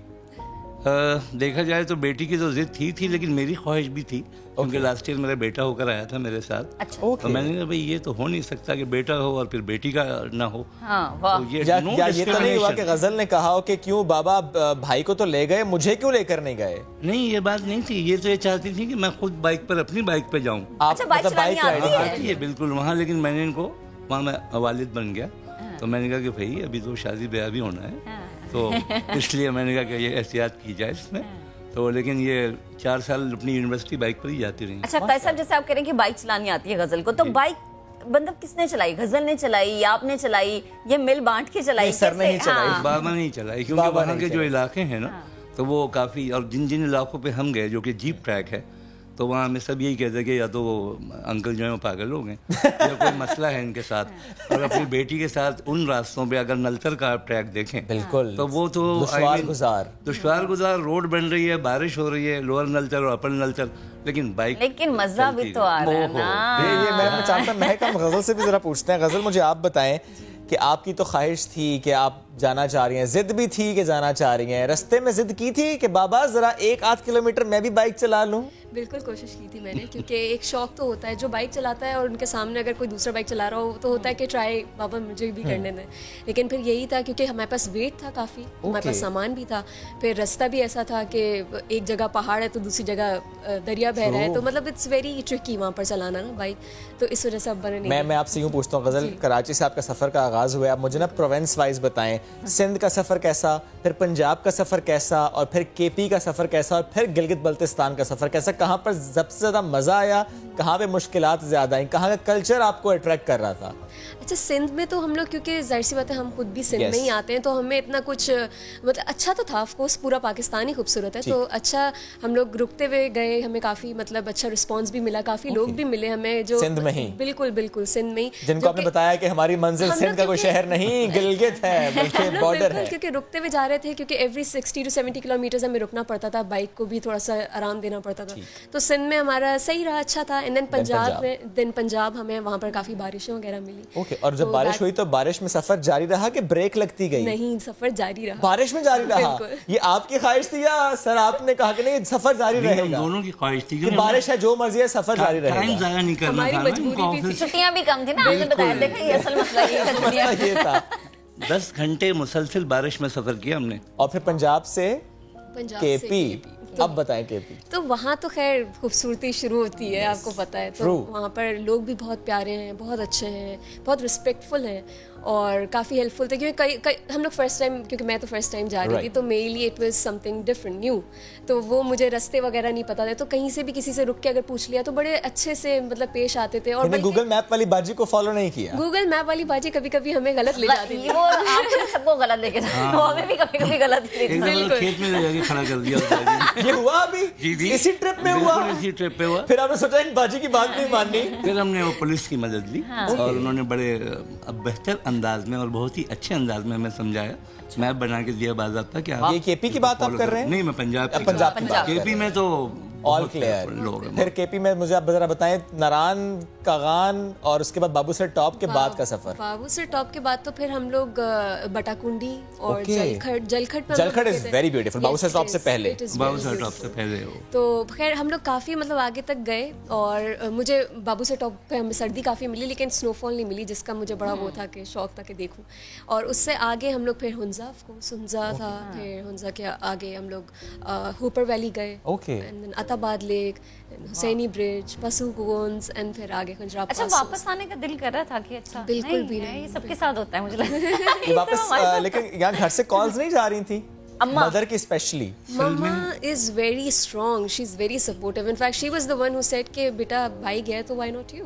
That's very good. ऐसी स्ट्रॉन्ग मदद होनी चाहिए, वरना मांगे थे नहीं कार च बैठ जा। नहीं, वो माशाल्लाह इतनी मजबूत हैं कि अब अगले साल के लिए उन्होंने डिमांड डाल दी है। अब वो जाएंगी? जी जी जी बिल्कुल जाएंगी। अच्छा, वो और आप बाइक पे जाएंगे? बाइक पे जाएंगे। सुहाना मौसम, जबरदस्त सफर, और फिर बुढ़ापे में बचपना। नहीं, बुढ़ापे में जवानी। नहीं, यू आर यंग ज़ाहिर है, ये यंग ही लोगों का काम है, इतनी ट्रैवलिंग नहीं होती सर, नहीं होती। सर मुझे बताएं, रास्ते में कभी ऐसा हुआ या किसी ने ऐसा कोई कमेंट किया कि बेटी को लेकर निकल आए आप, जवान बेटी के साथ बाइक पर निकल आए, ऐसा कोई कमेंट, ऐसा कोई मामला हुआ? नहीं, अल्हम्दुलिल्लाह ऐसी कोई बात नहीं, किसी सिंगल पर्सन ने भी मुझे ऐसी बात नहीं की लगा करम में, लेकिन वो खुशी होते थे बहुत। ओके, कोई ऐसा कमेंट जिससे सुन के आपको बड़ी एनर्जी मिली? हाँ, क्योंकि मुझे जो ना, जैसे बाबा कहते हैं कि ये मेरी बेटी नहीं, मेरा बेटा है, तो ये सुन के ना तो लोग बहुत वो होते थे, इम्प्रेस होते थे, कहने लगे कि हमारी बेटी होगी ना तो हम उसको भी ऐसे ही बनाएंगे। तो मुझे ये खुशी होती थी कि मेरे माँ बाप ने मुझे ऐसा ब्रॉटअप दिया कि लोग ये उसको मतलब एक रोल मॉडल के तहत ले रहे हैं। ओके। अच्छा, जैसे कि हम देख रहे हैं कि हमारा अभी मौजूदा मुआशरा, जैसे आपने कहा कि अच्छा हमें ऐसा कोई कमेंट नहीं मिला कि भाई बेटी को लेके आप जा रहे हैं, लेकिन हम थोड़ा सा अगर पीछे चले जाएं तो हम देखते हैं कि बाप और बेटी का रिश्ता मोहब्बत वाला तो रिश्ता है ही, लेकिन वहाँ पर कुछ ऐसी चीज़ें भी हमें देखने को मिलती है जो कि शायद हमारे लिए अब नाकाबिले बर्दाश्त हैं, या ऐसी चीज़ें हम जैसे कराची में रहते हैं, लाहौर में रहते हैं, हम ऐसे शहरों में भी ये चीज़ें देख लेते हैं कि हम सोच भी नहीं सकते कि यार बाप अपनी बेटी पे जुल्म या फिर बेटी को ऐसे अल्फाज से नवाज रहे हैं। या यूँ कहना अगर मैं है कि फॉर इंस्टेंस इवन स्टिल इस सोसाइटी में हम ये देखते हैं कि कुछ चीज़ों के बारे में, कुछ एक्टिविटीज़ के बारे में बाप खुद कह देता है नहीं ये बेटी है तो ये नहीं करेगी, ये बेटा है तो ये करेगा। मैं चाहता हूँ सर पहले इससे मुतालिक आप मैसेज दें, ये ऑब्जर्वेशन आपकी भी होगी। देखिए जी, मैं तमाम जो वालिदैन हैं, चाहे वो माँ हैं, चाहे वो बाप हैं, या चचा हैं या ताया हैं, उनको मैसेज देना चाहता हूँ कि अपनी बेटी पर एतमाद करना सीखें, अपने ऊपर एतमाद रखें और बाकी चीज़ें अल्लाह ताला पे छोड़ दें। और बाकी रही ये बात कि जी वो बेटी है तो बेटी होना तो कोई कसूर नहीं है, अल्लाह ताला ने उसको बेटी बनाया, अल्लाह की रहमत है। और वो जब तक बाप के घर में होती है बेटी, उसको तो मैं कहता हूँ कि हर पल उसका याशी में गुजरना चाहिए, की तरह रखना चाहिए। बिल्कुल। बाद में उसकी ज़िंदगी का हमसफ़र कैसा मिले वो तो फिर अल्लाह के नसीब भी, और यही हम दुआ भी करते हैं कि अल्लाह बेटियों के नसीब अच्छे बिल्कुल। तो ये उनको थोड़ी हिम्मत करनी चाहिए, थोड़ा अल्लाह पे ट्रस्ट करना चाहिए। और जो लोग इस चीज़ की मुखालिफत करते हैं कि जी बेटियों को आप ज़्यादा एडवांटेजेस ना दें और वो ऐसा हो जाएंगी और बिगड़ जाएंगी और ये सब फजूल बातें हैं। मैं इसको बिल्कुल अग्री नहीं करता। वैसे बिगड़ने से आपकी कभी वाइफ ने कहा कि भाई गजल को बिगाड़ने में तो आपका हाथ है? हाँ, वो प्यार में कहती हैं गजल को बिगाड़ने में आपका हाथ है, बेटे को बिगाड़ने में। मैंने कहा हमने तो आपको भी बिगाड़ दिया, तब भी कोई हाल नहीं। और गजल आपका इस बारे में क्या कहना है? मेरा इस बारे में यही कहना है कि हम जो है ना हमारे माशरे में जिस तरीके से लड़कियों को लेके एक होता है कि हर चीज़ से रोक दिया जाए, क्योंकि मुझे हमेशा से वैसे ही रखा है जैसे एक बेटे को रखा है। तो मतलब अगर मैं कंपेयर करूँ लड़कियों से तो मुझे इस चीज़ पे थोड़ा सा वो होता है कि माँ बाप को चाहिए कि वो अपनी बेटियों को समझें, उनका एक ट्रस्ट फैक्टर होता है वो गेन करें, अब वो एक बना के रखें और उनको इजाज़त दें, उनको भी मतलब हमें भी मौका दें कि हम आगे बढ़ें, कुछ करें। और मेरे ख्याल से आजकल कामयाब बेटियां जो हैं उनके पीछे यही चीज़ है कि हम कहते हैं कि हर कामयाब मर्द के पीछे एक औरत का हाथ है, लेकिन कामयाब बेटियों के पीछे एक ऐसे बाप का हाथ है जो कि उन्हें कॉन्फिडेंस देता है। मुझे ये लगता है कि मैं आज जहाँ पर हूँ मेरे वालिद साहब इसके पीछे हैं, उन्होंने मुझे इतना कॉन्फिडेंस दिया, उन्होंने मुझे इतना सपोर्ट किया कि मैं आज यहाँ बैठी हूँ। और इसी तरह मुझे लगता है गजल को भी एक ऐसे ही बाप ने सपोर्ट किया, एक ऐसे ही बाप ने कॉन्फिडेंस दिया है कि आज गजल यहाँ पर बैठी है। जी बिल्कुल ऐसे ही। और हमारे जो कुछ होते हैं आपके रिश्तेदार भी होते हैं, मोहल्लेदार भी होते हैं, जो एक माशरा है, तो मैं जो हूँ ना उनको इजाज़त नहीं देता इस बात की कि आप मेरे खिले में कोई कील ठोक सकें। तो मैं उनसे कहता हूँ कि जी देखिए ये दरवाज़ा आपके लिए खुला है, अगर आप हमसे हमारी बात करें तो आपको दूसरी चीज़ों में इंटरफेयर करने का कोई इख्तियार हम आपको नहीं देंगे। Thank you very much. करना चाय पीजिए और तशरीफ ले जाइए। तो उसके बाद ये हुआ कि लोगों ने फिर सोचा कि नहीं भाई ये डिफरेंट लोग हैं, हमारी दाल यहाँ नहीं मिले लोग इसके बाद आपसे। हाँ, जब नहीं उन्होंने जब रियलाइज़ किया कि भाई ये तो एक बिल्कुल ही नेचुरल किस्म का बंदा है, ये चेंज नहीं हो सकता, इसका मलम्मा साजी नहीं है और ये ऊपर कोई दूसरा रूप इन्होंने नहीं धारा हुआ, अगर इन्हें घिसेंगे भी तो अंदर से वही निकलेंगे। तो जो हमारी तबीयत के से वो मिलते हैं, जो नहीं थे हमने उनको। अच्छा, फैमिली की बात करें तो ये देखते हुए कि गजल अपने अब्बा के साथ गई बाइक पे, तो क्या ऐसी कोई और मिसाल भी अब आपकी फैमिली में बनने जा रही है, जैसे चाचा या ताया, मामा, फूफी, खाला, ऐसी कोई एक एग्जांपल अब मजीद आपको लगता है सेट होगी गजल को देखते हुए, आपको देखते हुए? मुझे दूर दूर तक गजल नहीं आती, टू बी वेरी फ्रैंक। मैं ये कहूँ नहीं कि सब मेरी तरह बड़े ब्रॉड माइंडेड हैं और सारे बड़े लगेगा थ्रिल वाले, हाँ वक्त लगेगा, बट एक एग्जांपल आपने सेट की है। एग्जैक्टली सर, मैं ये पूछना चाहता हूं, का माहौल नहीं देना चाहिए।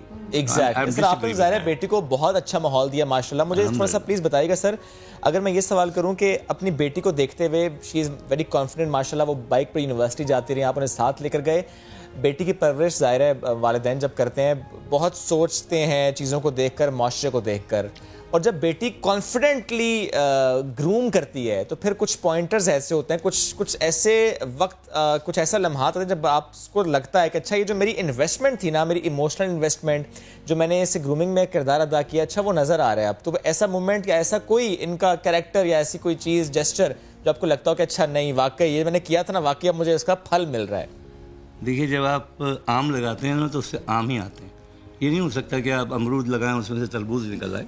तो जो मैंने इनको सिखाया दिल की यानी कि साफ़ होना बड़ा ज़रूरी है, और एक इनको मैसेज दिया, मैंने कहा मोहब्बत करो दुनिया से, जानवरों से, जो भी चीज़ है उससे सिर्फ मोहब्बत का पैगाम आप दें। अच्छा बुरा इनको समझा दिया कि बेटे ये चीज़ अच्छी है, ये चीज़ बुरी है, लेकिन अगर उसके बावजूद आप अपने एतमाद और अपने कॉन्फिडेंस पे कोई चीज़ अपनाना चाहते हैं, you are most welcome, I am going to support you. अच्छा गजल, जो हमें लड़कियां, बच्चियां, बेटियां हमें देख रही हैं, उनके लिए क्या मैसेज है? उनके लिए यही मैसेज है कि अपने आप को स्ट्रॉन्ग बनाएं और वो चीज़ें जो आप लोग सोचते हैं कि आपको करनी है, मैं कहती हूँ माँ बाप की जो एक सपोर्ट होती है ना, वो सबसे ज़्यादा ज़रूरी होती है। तो अपने माँ बाप को एतमाद में रखते हुए हर काम करें। तो जैसे मुझे कुछ भी करना होता है तो मैं अपने अम्मी अब्बू से ही बोलती हूँ। मैं कोई दोस्त इतने अच्छे नहीं होंगे जितने मेरे माँ बाप मेरे अच्छे दोस्त हैं। माँ बाप से बेहतर तो कोई दोस्त होता ही नहीं है। तो बस यही मैसेज है कि आप लोग लड़कियाँ हैं, लेकिन इसका मतलब ये नहीं कि अपने आप को वीक समझें। हम लोग बहुत स्ट्रॉन्ग हैं और कोई कंपैरिजन नहीं है लड़के लड़कियों का, लेकिन ये है कि लड़कियां इन इटसेल्फ, हम लोग खुद बहुत अच्छी एक ज़ात है, हम लोग बहुत कुछ कर सकते हैं और बहुत कुछ हमारी दुनिया में हो रहा है जो लड़कियां कर रही हैं। तो मतलब वो चीज़ करें जो आपको लगता है कि आपके इंटरेस्ट है उसमें, तो आप उसमें ज़रूर जाएं। और कैसाब, जो वालिद हमें देख रहे हैं, जो बाप इस वक्त नया दिन इस वक्त मॉनिटर कर रहे हैं, आप उनके लिए क्या कहेंगे कि उनको अपनी बेटी को किस तरह से हिम्मत देनी चाहिए? सबसे पहले तो मैं उन वालिदैन को ये कहूँगा कि अपने जहन को वसी करें, उसको खोलें। उसमें कई जगह बड़ी गिरहें लगी होती हैं, उनको खोल दें आप। जब आप खोलेंगे तो आपकी लाइफ ईजी हो जाएगी। और अपनी बेटी के ऊपर बेइंतहा ट्रस्ट करें, बेटी हो या बेटा हो, आप उन पे एतमाद की रिश्ता कायम रखें, अल्लाह ताला से लो लगा के रखें, आपको कभी नुकसान नहीं होगा, ये मेरा ईमान है। क्या बात है Ghazal. Lastly your message for your father, I know he is sitting right here, but I just want to know कि इतने कॉन्फिडेंट गज़ल के पीछे कॉन्फिडेंट वालिद हैं, उनकी सपोर्ट है, कंटिन्यूस सपोर्ट है ज़ाहिर पूरी फैमिली की, कुछ कहना चाहती हैं अपने वालिद को यहाँ बैठकर? मैं अपने वालिद को यही बोलूँगी कि मैं आपको सल्यूट करती हूँ पहले तो, और कि मैं इनको बहुत प्यार करती हूँ। And thank you so much कि आपने मुझे इतना आज़ादी दी और एक मुझे हर चीज़ सिखाई और मुझे अपने साथ हर जगह रखा एक बेटे की तरह, और मुझे मतलब वैसे ही ब्रॉटअप दिया जैसे यासीन को दिया। तो थैंक यू वेरी मच। अब ये मुझे रुलाने के चक्कर में ही इज़ वेरी इमोशनल। नहीं, रोना बिल्कुल नहीं है, लेकिन यह है कि ये बहुत हसीन रिश्ता है, लोग इसको समझने की कोशिश करें। और यह है कि मेरी अहलिया की मैं ज़रूर तारीफ़ करूँगा कि वो हर लम्हा, हर मिनट, हर घंटा वो मेरे साथ थी, बिल्कुल जैसे दीवार के साथ दीवार लगी होती है। तो उन्होंने हर जगह मुझे सपोर्ट किया, और वो ख़ुद बहुत दिलेर खातून है। यानी मैं अपने इमोशंस काबू में नहीं रखता हूँ, लेकिन शी इज़ वेरी स्ट्रॉन्ग। इसीलिए तो बेटी इतनी स्ट्रॉन्ग है। बिल्कुल, पूरी फैमिली आपकी बड़ी मोटिवेटेड है माशाल्लाह। आपसे बहुत अच्छा लगा मिलकर। हमें पहले से मालूम होता कि आंटी भी इतनी सपोर्टिव है, हम उनको भी यहीं लाके बिठाते हैं, उनसे भी बात करते हैं। नेक्स्ट ईयर मौका देंगे आपको। लेकिन जब अंकल और आंटी जाएंगे ना, हम इन्हें बुलाएंगे। साथ में चले महक, टीम नया दिन की प्रोग्राम कौन करेगा? नहीं, सर ये मोहब्बतें कायम रहें और ये मोहब्बतें फैलती रहें, लोग इससे सीखें। बहुत अच्छा लगा आपसे मिलकर, दैट्स वेरी ट्रू। एक वालिद की बेटी से मोहब्बत बिल्कुल ऐसी ही होती है कि जब बेटी को छींक भी आए तो वालिद से वो बर्दाश्त नहीं होती है। एनीवेज जी, एक ब्रेक का वक्त हुआ है, ब्रेक से वापस आते हैं। एक और इशू हमारे पास है हार्मोनल इम्बैलेंस से मुताल्लिक, उस पर बात करेंगे, लेकिन ब्रेक के बाद स्टे विद अस।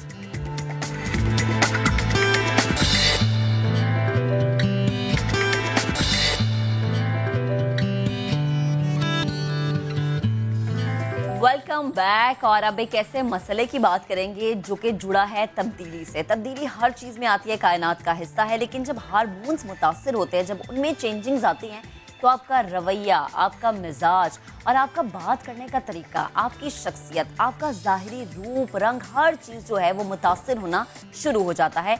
इस मामले की संगीनी का अंदाज़ा हम इस बात से भी लगा सकते हैं कि हर 3 में से एक खातून हार्मोन्स की खराबी से 2-4 हो जाती हैं, और फिर उनका जो रवैया होता है, उनका जो लाइफस्टाइल होता है, वो बहुत ज़्यादा इफ़ेक्ट होता है और डिप्रेशन में भी वो चली जाती हैं। लेकिन ऐसा होता क्यों है, और इस बात का आप अंदाज़ा किस तरीके से लगा सकते हैं कि आपके हार्मोन्स चेंज हो रहे हैं या उनमें ख़राबी है, इसकी क्या निशानियां हैं?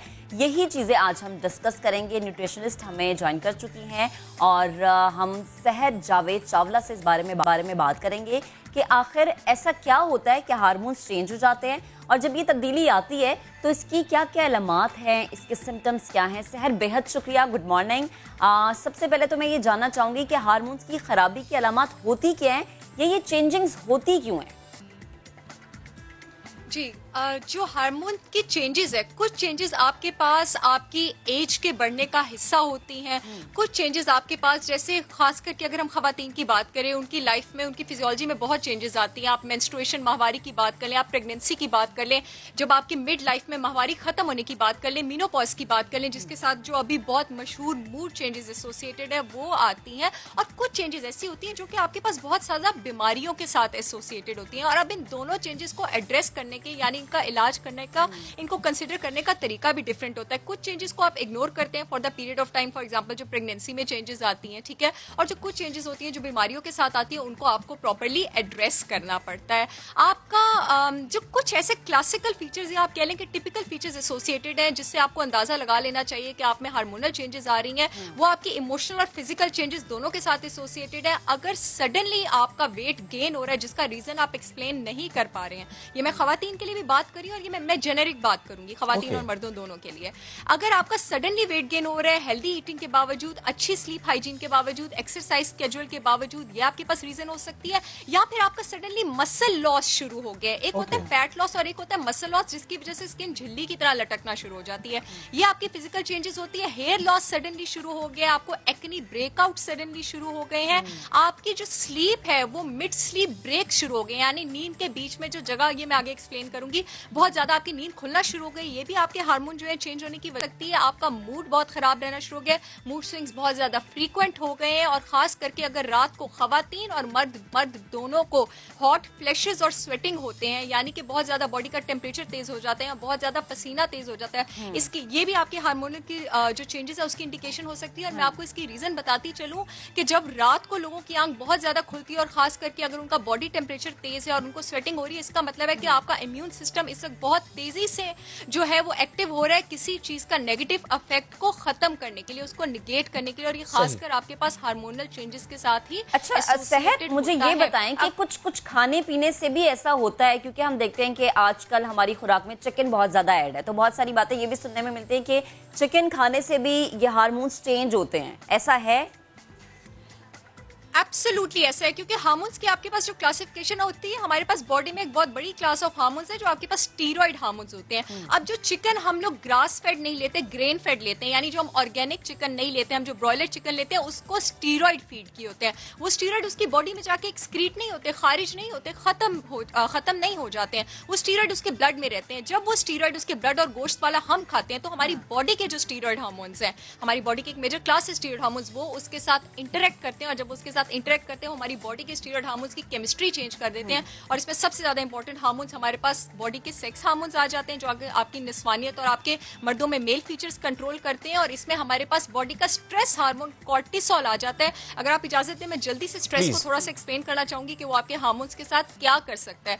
जब भी आप टेंशन में आते हैं, आप स्ट्रेस में आते हैं, हमारा दिमाग जो है इस सिचुएशन को बहुत इंटेंसली डील करता है और वो बॉडी का सारा ग्लूकोज यूज कर लेता है। जब आपको हाइपोग्लाइसीमिया हो जाता है तो बॉडी एज अ रिएक्शन जो स्ट्रेस हार्मोन रिलीज करती है वो आपके पास कॉर्टिसोल होता है। कॉर्टिसोल इमीडिएटली इस रिएक्शन को निगेट करने के लिए ब्लड में ग्लूकोज ज्यादा कर देता है और ब्लड में जब वो ग्लूकोज ज्यादा करता है हाइपरग्लाइसीमिया होता है। इस रिएक्शन में आपके पास इंसुलिन रिलीज होता है और इस रिएक्शन में आपके पास जिस हार्मोन का असर वो खत्म कर देता है वो है आपका हार्मोन लेप्टिन, जिसने आपकी हंगर को कंट्रोल करना था। अब आपकी हंगर कंट्रोल नहीं होती और आप ज्यादा खाना शुरू कर देते हैं और इस हार्मोन के ज्यादा होने से आप फैट बर्न करना भी छोड़ देते हैं और आपका जो कैलोरीज है वो बहुत तेजी से स्टोर होना शुरू हो जाती है। आपको ब्लड प्रेशर की शिकायत भी होती है, कोलेस्ट्रॉल की शिकायत भी होती है और आपको एक चीज डेवलप हो जाती है जिसको आप कहते हैं लीकी गट। अच्छा सहर, एक और चीज, आप इतनी बीमारियां बता रही हैं, तो जो ये हमारे फेस पे हम देखते हैं बहुत सारी खवातीन के चेहरे पे बाल होते हैं, जब डॉक्टर के पास जाते हैं वो ये कहते हैं कि दाढ़ी की तरह मर्दाना बाल भी होते हैं, तो कहते हैं ये हार्मोन्स चेंज है इसलिए आपके चेहरे पे जो है ये बाल आएंगे। क्या ये भी वाकई वजह? ये भी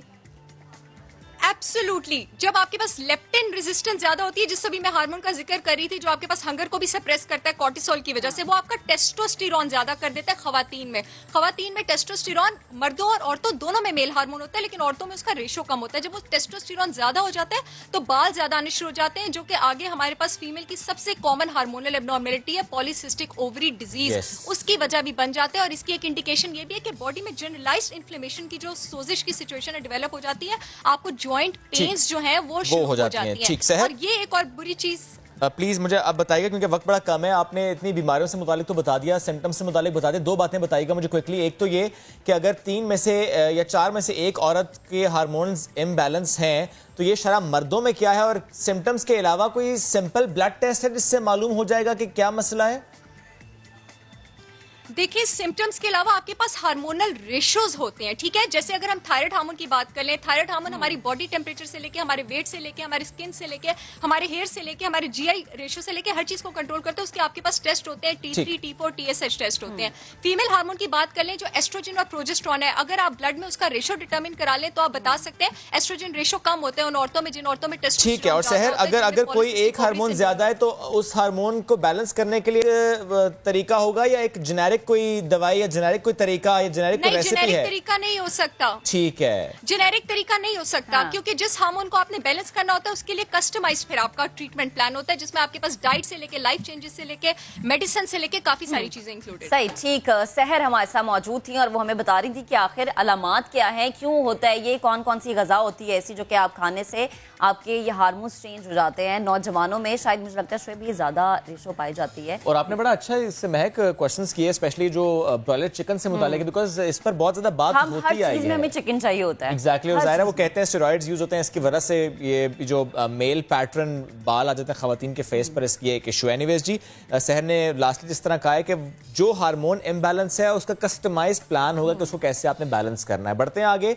अब हमारे पास टॉपिक ये है कि जनरली हम ये देखते हैं पाकिस्तान में कि यूनिवर्सिटी से पढ़ने के बाद जाहिर है नौजवान ये सोचते हैं कि फौरन से अच्छी नौकरी मिल जाएगी, लेकिन जब नौकरी नहीं मिलती तो एक परेशानी का मामला बनता है, स्ट्रेस का मामला बनता है। नॉर्मली हम स्ट्रेस मैनेज नहीं कर पाते, हम देखते हैं कि परेशानी बढ़ती चली जा रही है। लेकिन कुछ नौजवान ये सोचते हैं कि हमें बेशक ग्रास रूट लेवल से स्टार्ट करना पड़े, हमें चाहे छोटा सा बिजनेस स्टार्ट करना पड़े, अपने रिसोर्सेज को देखते बट हमें करना है। ठीक है, साथ साथ अपनी डिग्री को देखते हुए एक जॉब अपॉर्चुनिटी को आप फाइंड जरूर करेंगे, बट अपनी लाइवलीहुड को मैनेज करने के लिए कुछ तो करना है। ऐसी खबर हमारे पास है, यूनिवर्सिटी में सख्त मेहनत करके डिग्री हासिल की, उम्मीद थी कि नौकरी मिल जाएगी, लेकिन जब नौकरी नहीं मिली तो फिर परेशानी और जहनी तनाव जब बढ़ता गया तो एक ऐसा नौजवान जिसने ये सोच लिया कि तालीम हो गई है मुकम्मल, नौकरी अगर नहीं मिल रही तो अब मैंने अपना काम करना है, कुछ भी करूंगा लेकिन कमाऊंगा।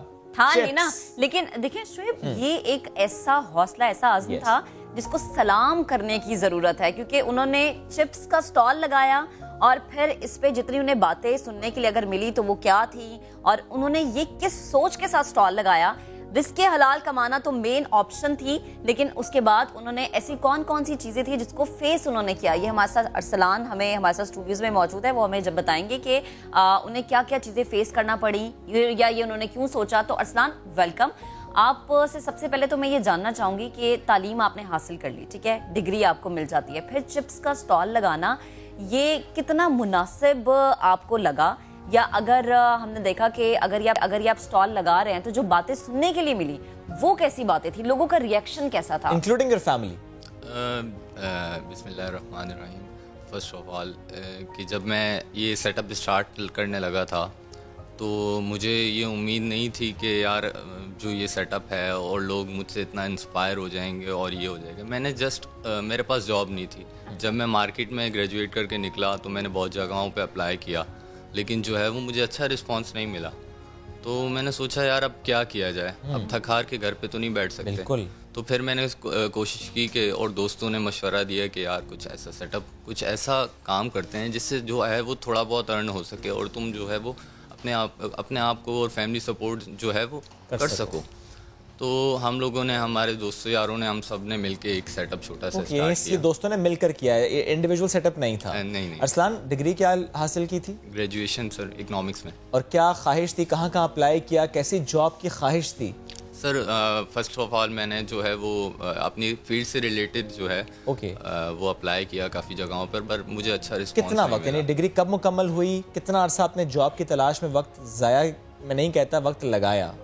सर मेरी कुछ टाइम पहले ही है, जो कुछ मंथ्स अगो जो है वो डिग्री कंप्लीट हुई, बट वो जो मुझे अच्छा रिस्पांस नहीं मिला। यानी कुछ 1-2 महीने की बात मैं कर लूँ, 1-2 महीने में आपको ये आइडिया हो गया, क्योंकि यूनिवर्सिटी से डिग्री लेने के बाद जॉब्स की हालत इतनी अच्छी नहीं है, जॉब्स नहीं मिल रही, तो अब आपने अपने फ्रेंड्स ने सोच लिया। कितने फ्रेंड्स ने सोचा? सर मेरे जो हैं वो 3-4 फ्रेंड्स। ये सब ने इकट्ठे ग्रेजुएट किया था? फिर आप सब ने मिलकर चिप्स का स्टॉल लगाया? अच्छा, सब ने अप्लाई किया था जॉब्स के लिए? बिल्कुल, सब ने अप्लाई किया था। और नहीं, कुछ लोगों को, एक आध को जो है वो मिल गई, लेकिन वो भी इतनी मतलब कम सैलरी पे कि उससे ना वो जो है वो कुछ भी नहीं कर सकता, मतलब घर का चूल्हा भी नहीं चला सकते थे और ना अपने खर्चे पूरे कर सकते थे। तो ऐसी कौन सी चीज थी इस तमाम दौरान जो कि आपकी हिम्मत बनाती रही? दोस्तों का साथ था, घर वालों की सपोर्ट थी, या अपनी सोच थी कि नहीं बस करना है? बस एक तो दोस्तों का साथ था, और फर्स्ट के जो है ये फैमिली सपोर्ट जो है वो बहुत ज़रूरी होती है। एक फैमिली का थोड़ा सा सपोर्ट था। मैं काफ़ी बार मतलब मैं गिर रहा था और मैं नहीं हिम्मत होती थी मुझ में, क्योंकि लोगों के ताने, मुआशरा ये बोलता था यार तुमने डिग्री हासिल की है, तुम ये करोगे। तो मतलब हम लोग मैं गिर जाता था, लेकिन फिर भी दोस्तों की सपोर्ट और अपनी एक बस एक लगाव था, एक मेहनत थी कि यार कुछ करना है, बस क्या करें, अब अगर नहीं हो रहा तो क्या, हाथ पे हाथ धर के, या फिर जो दूसरे रास्ते निकल आते हैं लोग, क्राइम की तरफ निकल जाते हैं, या फिर कुछ बिल्कुल शॉर्टकट लेते हैं, तो उस पर क्या करे इंसान। तो फिर मैंने सोचा नहीं यार, बस अब कुछ ना कुछ तो करना है। अच्छा, तो इस चीज को कितना टाइम देते हो? डेली जो है कितनी देर के लिए स्टॉल पे खड़े होते हो? सर मैम ये होता है कि असल में मैं जो है वो जॉब्स जो कोशिश की थी, मैंने कहा कि कोई जॉब्स मिल जाए ना मुझे, तो जॉब्स नहीं मिली।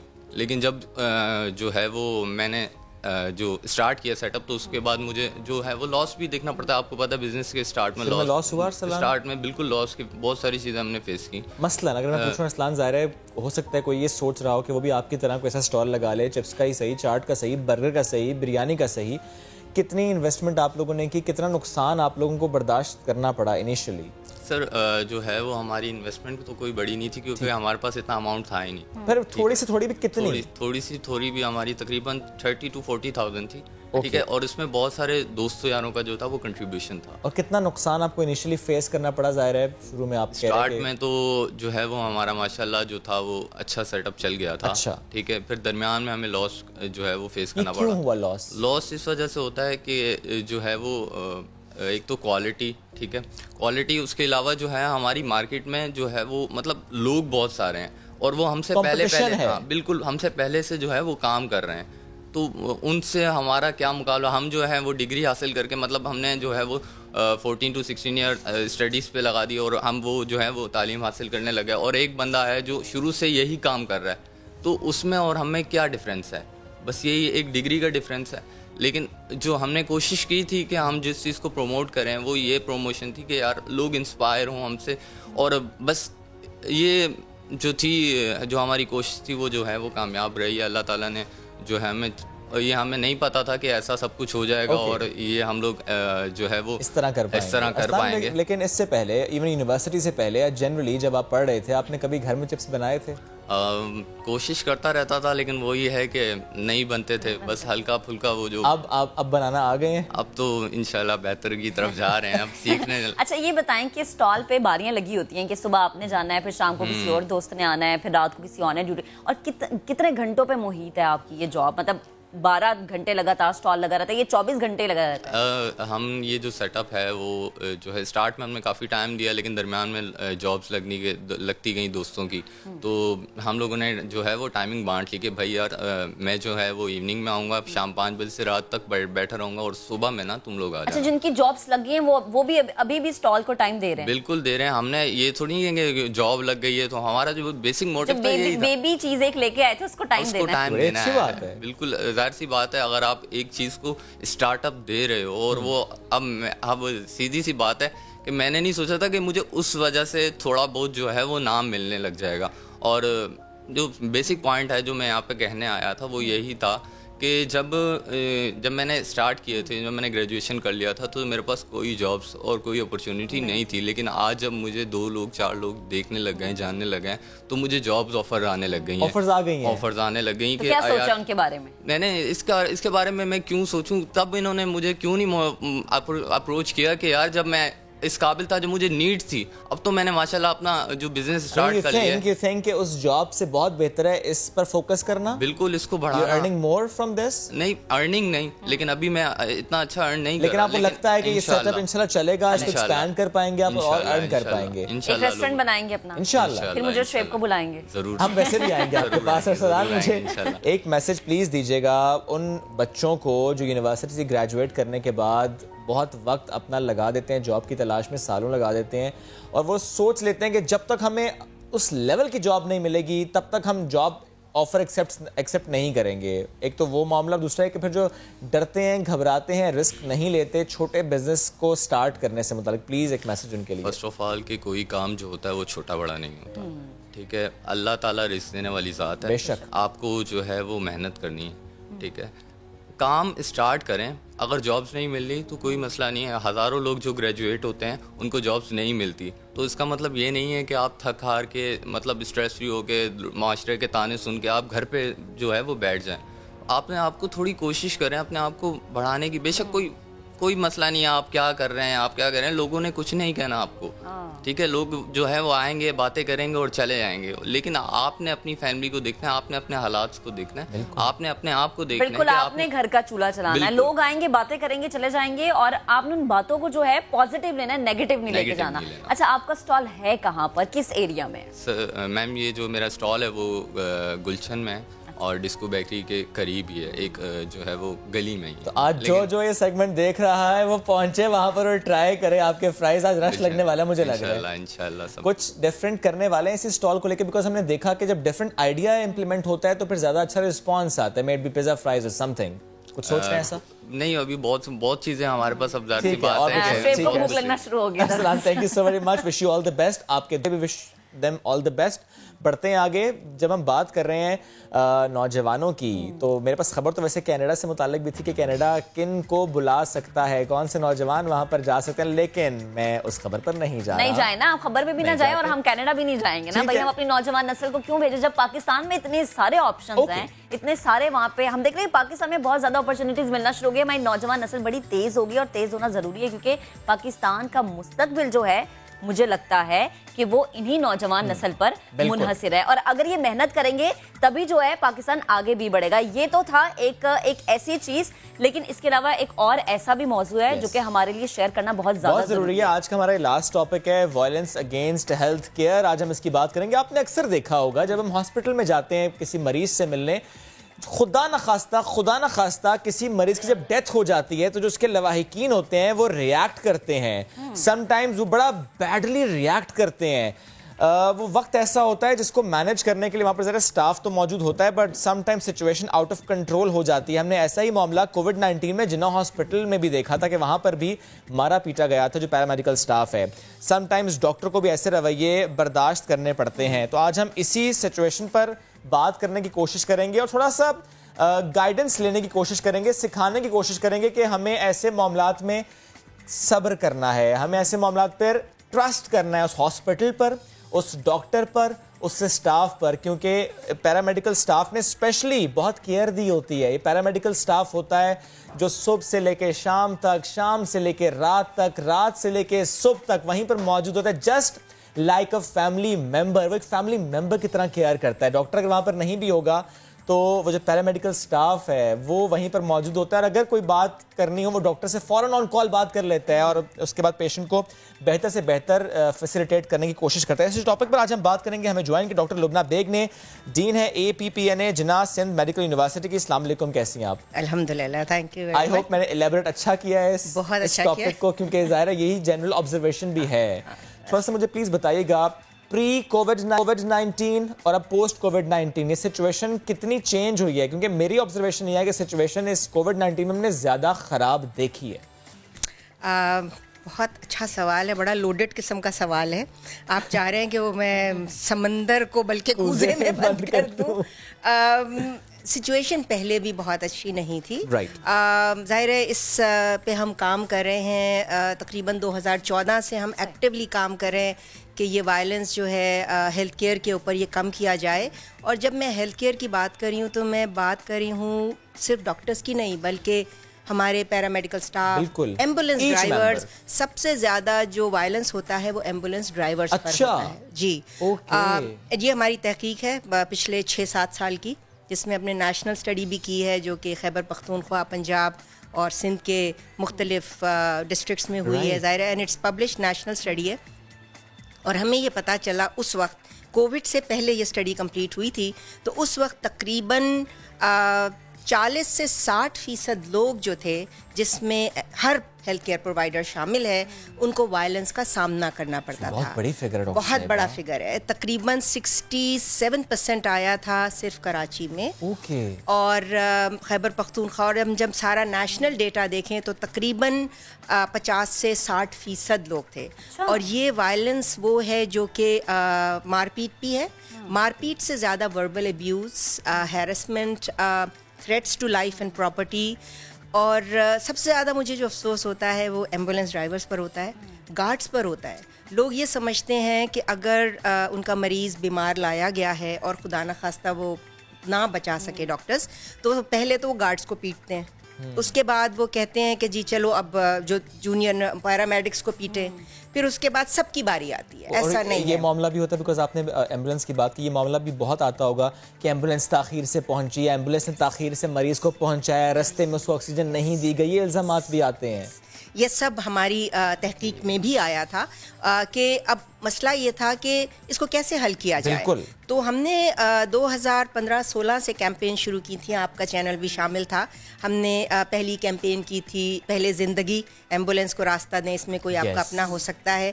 दूसरी हमारी कैंपेन थी रास्ता दें, और उसमें था कि ज़िंदगियां बचाई जा सकती हैं। फिर उसके बाद जो हमने जो अब काम शुरू किया है वो ये है भरोसा करें। आप हम पर, जैसे आपने कहा, बहुत अच्छा कहा, भरोसा करें। भरोसा तो करना पड़ेगा, क्योंकि अगर आपने वो शख्स जो आपका इलाज कर रहा है उसी को मार पीट दिया तो आप अपने रिश्तेदार को, दोस्त को कैसे बचाएंगे? अगर मैं खुद बीमार हूँ तो मैं मरीज को कैसे देखूंगी? अगर मुझे मार पीट के डाल दिया, तो ये हमने काम शुरू किया।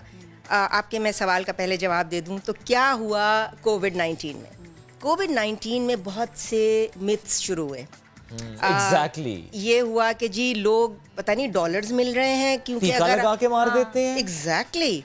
अब आप ये सोचें कि मैं अगर एक डॉक्टर हूँ या मैं पैरामेडिक हूँ, मुझे टीका लगा के मारने में क्या फ़ायदा है? मुझे तो पता है कि अगर ये बंदा मर गया तो मैं तो खुद पिट जाऊंगी या पिट जाऊंगा। तो ऐसा कोई चीज़ नहीं है। और कौन डॉलर देगा? बल्कि मसला पूरी दुनिया में, सिर्फ पाकिस्तान में थोड़ी था। एग्जैक्टली। अब पाकिस्तान वैसे ही मुश्किल में, पोलियो की वजह से हमें कतरे पी के बाहर जाना पड़ता है। अब अगर हम ये भी अपने रेट्स बढ़ा दें, बल्कि पूरी दुनिया में तो ये तासुर है कि पाकिस्तान अपने रेट्स कम दिखा रहा है, जो कि सच नहीं है। हमारे रेट्स ऑलमोस्ट एक्यूरेट हैं, और अल्लाह का बड़ा करम है क्योंकि when we compare with India में तो तबाही मची हुई है। Exactly. It's like New York, it's like you know a new city in अल्लाह का खुसूसी करम है, इसमें कोई शक नहीं। एग्जैक्टली। अब इसका क्रेडिट भी हमारी गवर्नमेंट पॉलिसीज और हमारे डॉक्टर्स को ही जाता है। बहुत शुक्रिया आपका। नहीं, इस पे कोई शक नहीं है डॉक्टर साहिबा, कि स्पेशली आप देखिए कोविड-19 की जब हम बात करते आए, क्योंकि जब कोविड-19 आया उसके बाद पहला जुमला हमने क्या अदा किया? दूर रहिए, फासला कायम कीजिए, कांटेक्ट ना कीजिए, 6 फीट का फासला रखिए। लेकिन किसने फासला नहीं रखा? डॉक्टर्स एंड पैरामेडिकल स्टाफ ने। किसकी ड्यूटी थी आइसोलेशन वार्ड्स में? डॉक्टर्स की थी, पैरामेडिकल स्टाफ। 24 घंटे इन्होंने काम ज्यादा। और आपको पता है जब आप वो पीपी वो जो पहन लेते हैं, उस दौरान ना तो आप वॉशरूम जा सकते हैं, ना आप कुछ खा पी सकते हैं, तो you have to wear it. और सोचिए आप उन लोगों ने कितनी, और अभी भी वो लोग हैं हमारे जितने सेंटर्स चल रहे हैं इस गर्मी में, हम लोगों को मास्क पहन के अगर आप बाहर निकलें कितनी तकलीफ होती है। और हर वक्त तो हमारी बिजली नहीं होती, हर वक्त तो एसी नहीं चल रहा होता, तो they are in real pain. और उसके बाद डॉक्टर साहब, सॉरी टू इंटरप्ट, एक पेन ये भी थी डॉक्टर और पैरामेडिकल स्टाफ की, जब वो ड्यूटी के बाद घर जाते थे ना, तो घर वाला से भी फासला रखना पड़ता था। ये तो आप लोगों ने इस पे बहुत काम किया है। और एक स्टिग्मा हो गया था कि हम कहीं जाते थे तो लोग ये समझते थे कि भाई ये पता नहीं किस मरीज से मिल के आ रहे हैं। तो ना सिर्फ डॉक्टर्स, नर्सेस, हर शख्स। अब सिर्फ डॉक्टर्स की बात करना मुनासिब नहीं होता क्योंकि सब सफ़र करते हैं। जैसे मैंने कहा, गार्ड से लेके और ड्राइवर तक। और अभी चेन है ना, ये एक चेन है, हर कोई एक दूसरे से जुड़ा हुआ है। हाँ, और ये पूरी हेल्थ टीम है। अगर आपको एम्बुलेंस ने पिक किया और लेके गए, तो फ्रॉम दैट पॉइंट ऑनवर्ड्स, जब तक कि आपका इलाज नहीं होता, जब तक कि आपको सीनियर प्रोफेसर कंसल्टेंट नहीं देखता, सब लोग इन्वॉल्व होते हैं इसमें। तो आपके सवाल का जवाब नहीं हुआ। तो कोविड में यही चीज़ जो हम देखते थे तकरीबन 50% पे, यानी एवरेज अगर लगा लें, तो ये चीज़ बढ़ के 60% तक आ गई थी। और तोड़फोड़ हुई और मिथ्स बढ़े, तो तकरीबन 10 से 15% का इजाफा हुआ। और उसमें फिजिकल से ज़्यादा ये जो गालम गलोच हुई, थ्रेट्स हुए, और दूसरा ये कि तुम्हें डॉलर मिल जाएंगे। बड़ी तकलीफ होती थी कि कोई, आप पूरी कोशिश कर रहे हैं, आपने एक अजीब सा लिबास पहना हुआ है जिसकी आपको आदत नहीं है, वो पहन के आप कोशिश कर रहे हैं कि बंदे को बचा लें, सही इलाज करवा दें, ऊपर से आपको ये सुनना पड़ रहा है कि आपने इसको पॉजिटिव कर दिया, पॉजिटिव है ही नहीं, हम ये पॉजिटिव थोड़ी है, इनको जबरदस्ती पॉजिटिव किया गया है। बहुत से मामलात हमने देखे। दिल बड़ा करना पड़ता होगा उस टाइम पे, सब्र करना पड़ता, तभी तो मसीहा कहा जाता है डॉक्टर्स को। डॉक्टर साहब मुझे बताइएगा, इस कोविड-19 में भी हमने खबरें रिपोर्ट की कि स्पेशली गवर्नमेंट की तरफ से कहा गया, मुआविन खुसूसी बराए सेहत की तरफ से कहा गया कि हम डॉक्टर्स को भी, पैरामेडिकल स्टाफ को सपोर्ट करेंगे, सिक्योरिटी फराहम की जाएगी। आपकी मुस्कुराहट से मैं क्या जवाब समझूं कि ऐसा नहीं हुआ? मैं ख्याल है अपनी राय महफूज कर लूँ यहाँ पर कि गवर्नमेंट ने थोड़ी बहुत कोशिश की, अपने वसाइल को देखते हुए एक ये भी वक्त था कि and we were all here, ये वक्त था कि गवर्नमेंट पीपी प्रोवाइड नहीं कर रहा था, तो खुद अपने वसाइल से डॉक्टर्स को ख़रीदने पड़े पीपी। लेकिन फिर हमारे जो वो डॉक्टर साहिबान हैं, हमारे एलुमनाइज हैं, उन्होंने बहुत हेल्प की। उन लोगों ने PPEs भेजे, उन्होंने हर चीज़ भेजी, मास्क भेजे, फिर मामला काफ़ी बेहतर हो गए, बहुत बेहतर हो गए। फिर ऑब्वियसली ये ऐसा एक शॉकिंग इंसिडेंट था कि मैंने अपनी लाइफ टाइम में नहीं देखा। आप लोग तो छोटे हैं, आपने तो बिल्कुल ही नहीं देखा होगा। जब मैंने नहीं देखा और आई डोंट नो कि मेरे माँ बाप ने देखा था या नहीं देखा था, इस किस्म का वाकया रिकॉर्डेड नहीं है। स्पेनिश फ्लू आया था, हम सिर्फ किताबों में पढ़ सकते हैं, we have not seen that, we have not witness that. अब तो हम हिस्ट्री का हिस्सा बन जाएंगे कि हमने ये विटनेस किया इस कोविड-19 को, और ये कहीं जाने वाला नहीं है। So we have to get used to the new normal, और एहतियात करनी है तो बचत है इसमें, बिल्कुल। अच्छा डॉक्टर साहब, एक और चीज, आप जो रवैया बता रही हैं कि लोग गालियां देते थे, मारते थे, क्यों है लोगों को मारते हैं, गालियां देते हैं, ये पास्ट टेंस में नहीं गया अभी भी है, बिल्कुल है। तो मैं यही पूछना चाह रही हूँ कि रवैया लोगों का ऐसा क्यों है? क्या लैक ऑफ नॉलेज नहीं है उनके पास, या कुछ और इश्यूज हैं? आपकी नज़र में क्या इशू हो सकता है? अब मैं अपनी नज़र की बात नहीं करती हूँ, मैं अपनी तहकीक की बात करती हूँ, क्योंकि हमने इस पर मेरा ख्याल से कोई, अगर मैं काउंट करूँ, 10 से 15 तो वो जो रिसर्च पेपर्स हैं वो पब्लिश किए हैं, नेशनल इंटरनेशनल रिसर्च की है हमारी, बल्कि इंटरनेशनली भी हम इन्वॉल्व रहे हैं। जो मेन वजह है वो ये है मिसकंसेप्शंस, और इसमें यस, मैं ये नहीं कहूँगी कि डॉक्टर्स मसीहा हैं, बड़े काबिल हैं। डॉक्टर्स का जो कम्युनिकेशन स्किल्स का कंपोनेंट है कि आपने मरीज़ को एग्जैक्टली बताना है कि तुम्हारे साथ क्या होने वाला है, किस तरह आपने वायलेंस को डी एस्केलेट करना है। देखिए, मैंने मेडिसिन किया, फेलोशिप की, PhD किया, क्या क्या कर लिया, मैंने कहीं किसी मौके पे ये नहीं मुझे सिखाया गया कि अगर कोई आपको थप्पड़ मारे तो या आपको पता कैसे चलेगा ये आपको थप्पड़ मारने वाला है, आप उसको कैसे रोकेंगे।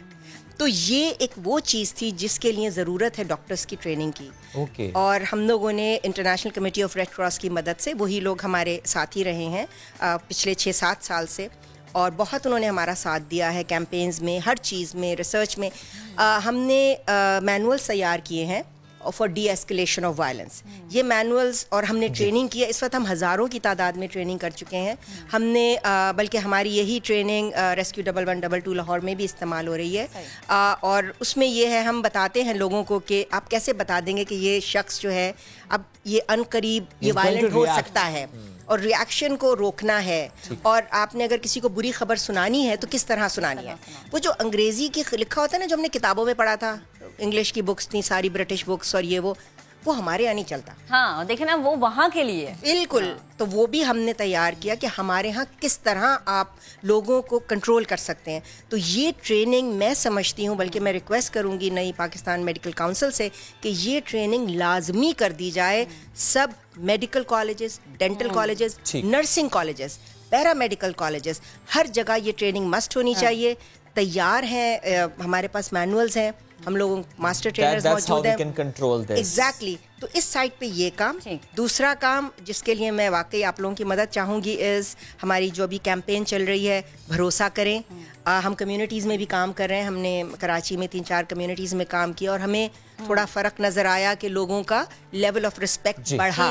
भरोसा करना है, एतमाद करना है, जहनियत बदलनी है, क्योंकि अगर जहनियत बदलेगी, माहौल बदल, भी ये चीज़ें ऐसी हैं कि हम इन पे कंट्रोल कर सकते हैं। इन पे कंट्रोल करना इतना ज़रूरी है क्योंकि ये एक चेन है, आप भी इस चेन का हिस्सा है, और जब तक मिलकर काम नहीं हम कर लेते, जब तक हम प्यार और मोहब्बत से सिर्फ काम नहीं कर लेते, काम नहीं चलेगा। One should be responsible. Doctor साहब बहुत शुक्रिया। And when I said one should be responsible, जब भी आप हॉस्पिटल में हैं आप देखिए कि अगर कई चीज़ें अनकंट्रोल हो रही हैं तो आप अपना फ़र्ज़ अदा कीजिए, उसे कंट्रोल करने की ज़रूरत है। एनीवेज, वक्त खत्म हो चुका है। मुलाकात करेंगे नए मौज़ूआत के साथ, नए मेहमानों के साथ कल। Do give us the feedback of this show. अपना बहुत सा ख्याल रखिए, मास्क पहन कर बाहर जाइए। कल मिलेंगे। अल्लाह हाफ़िज़।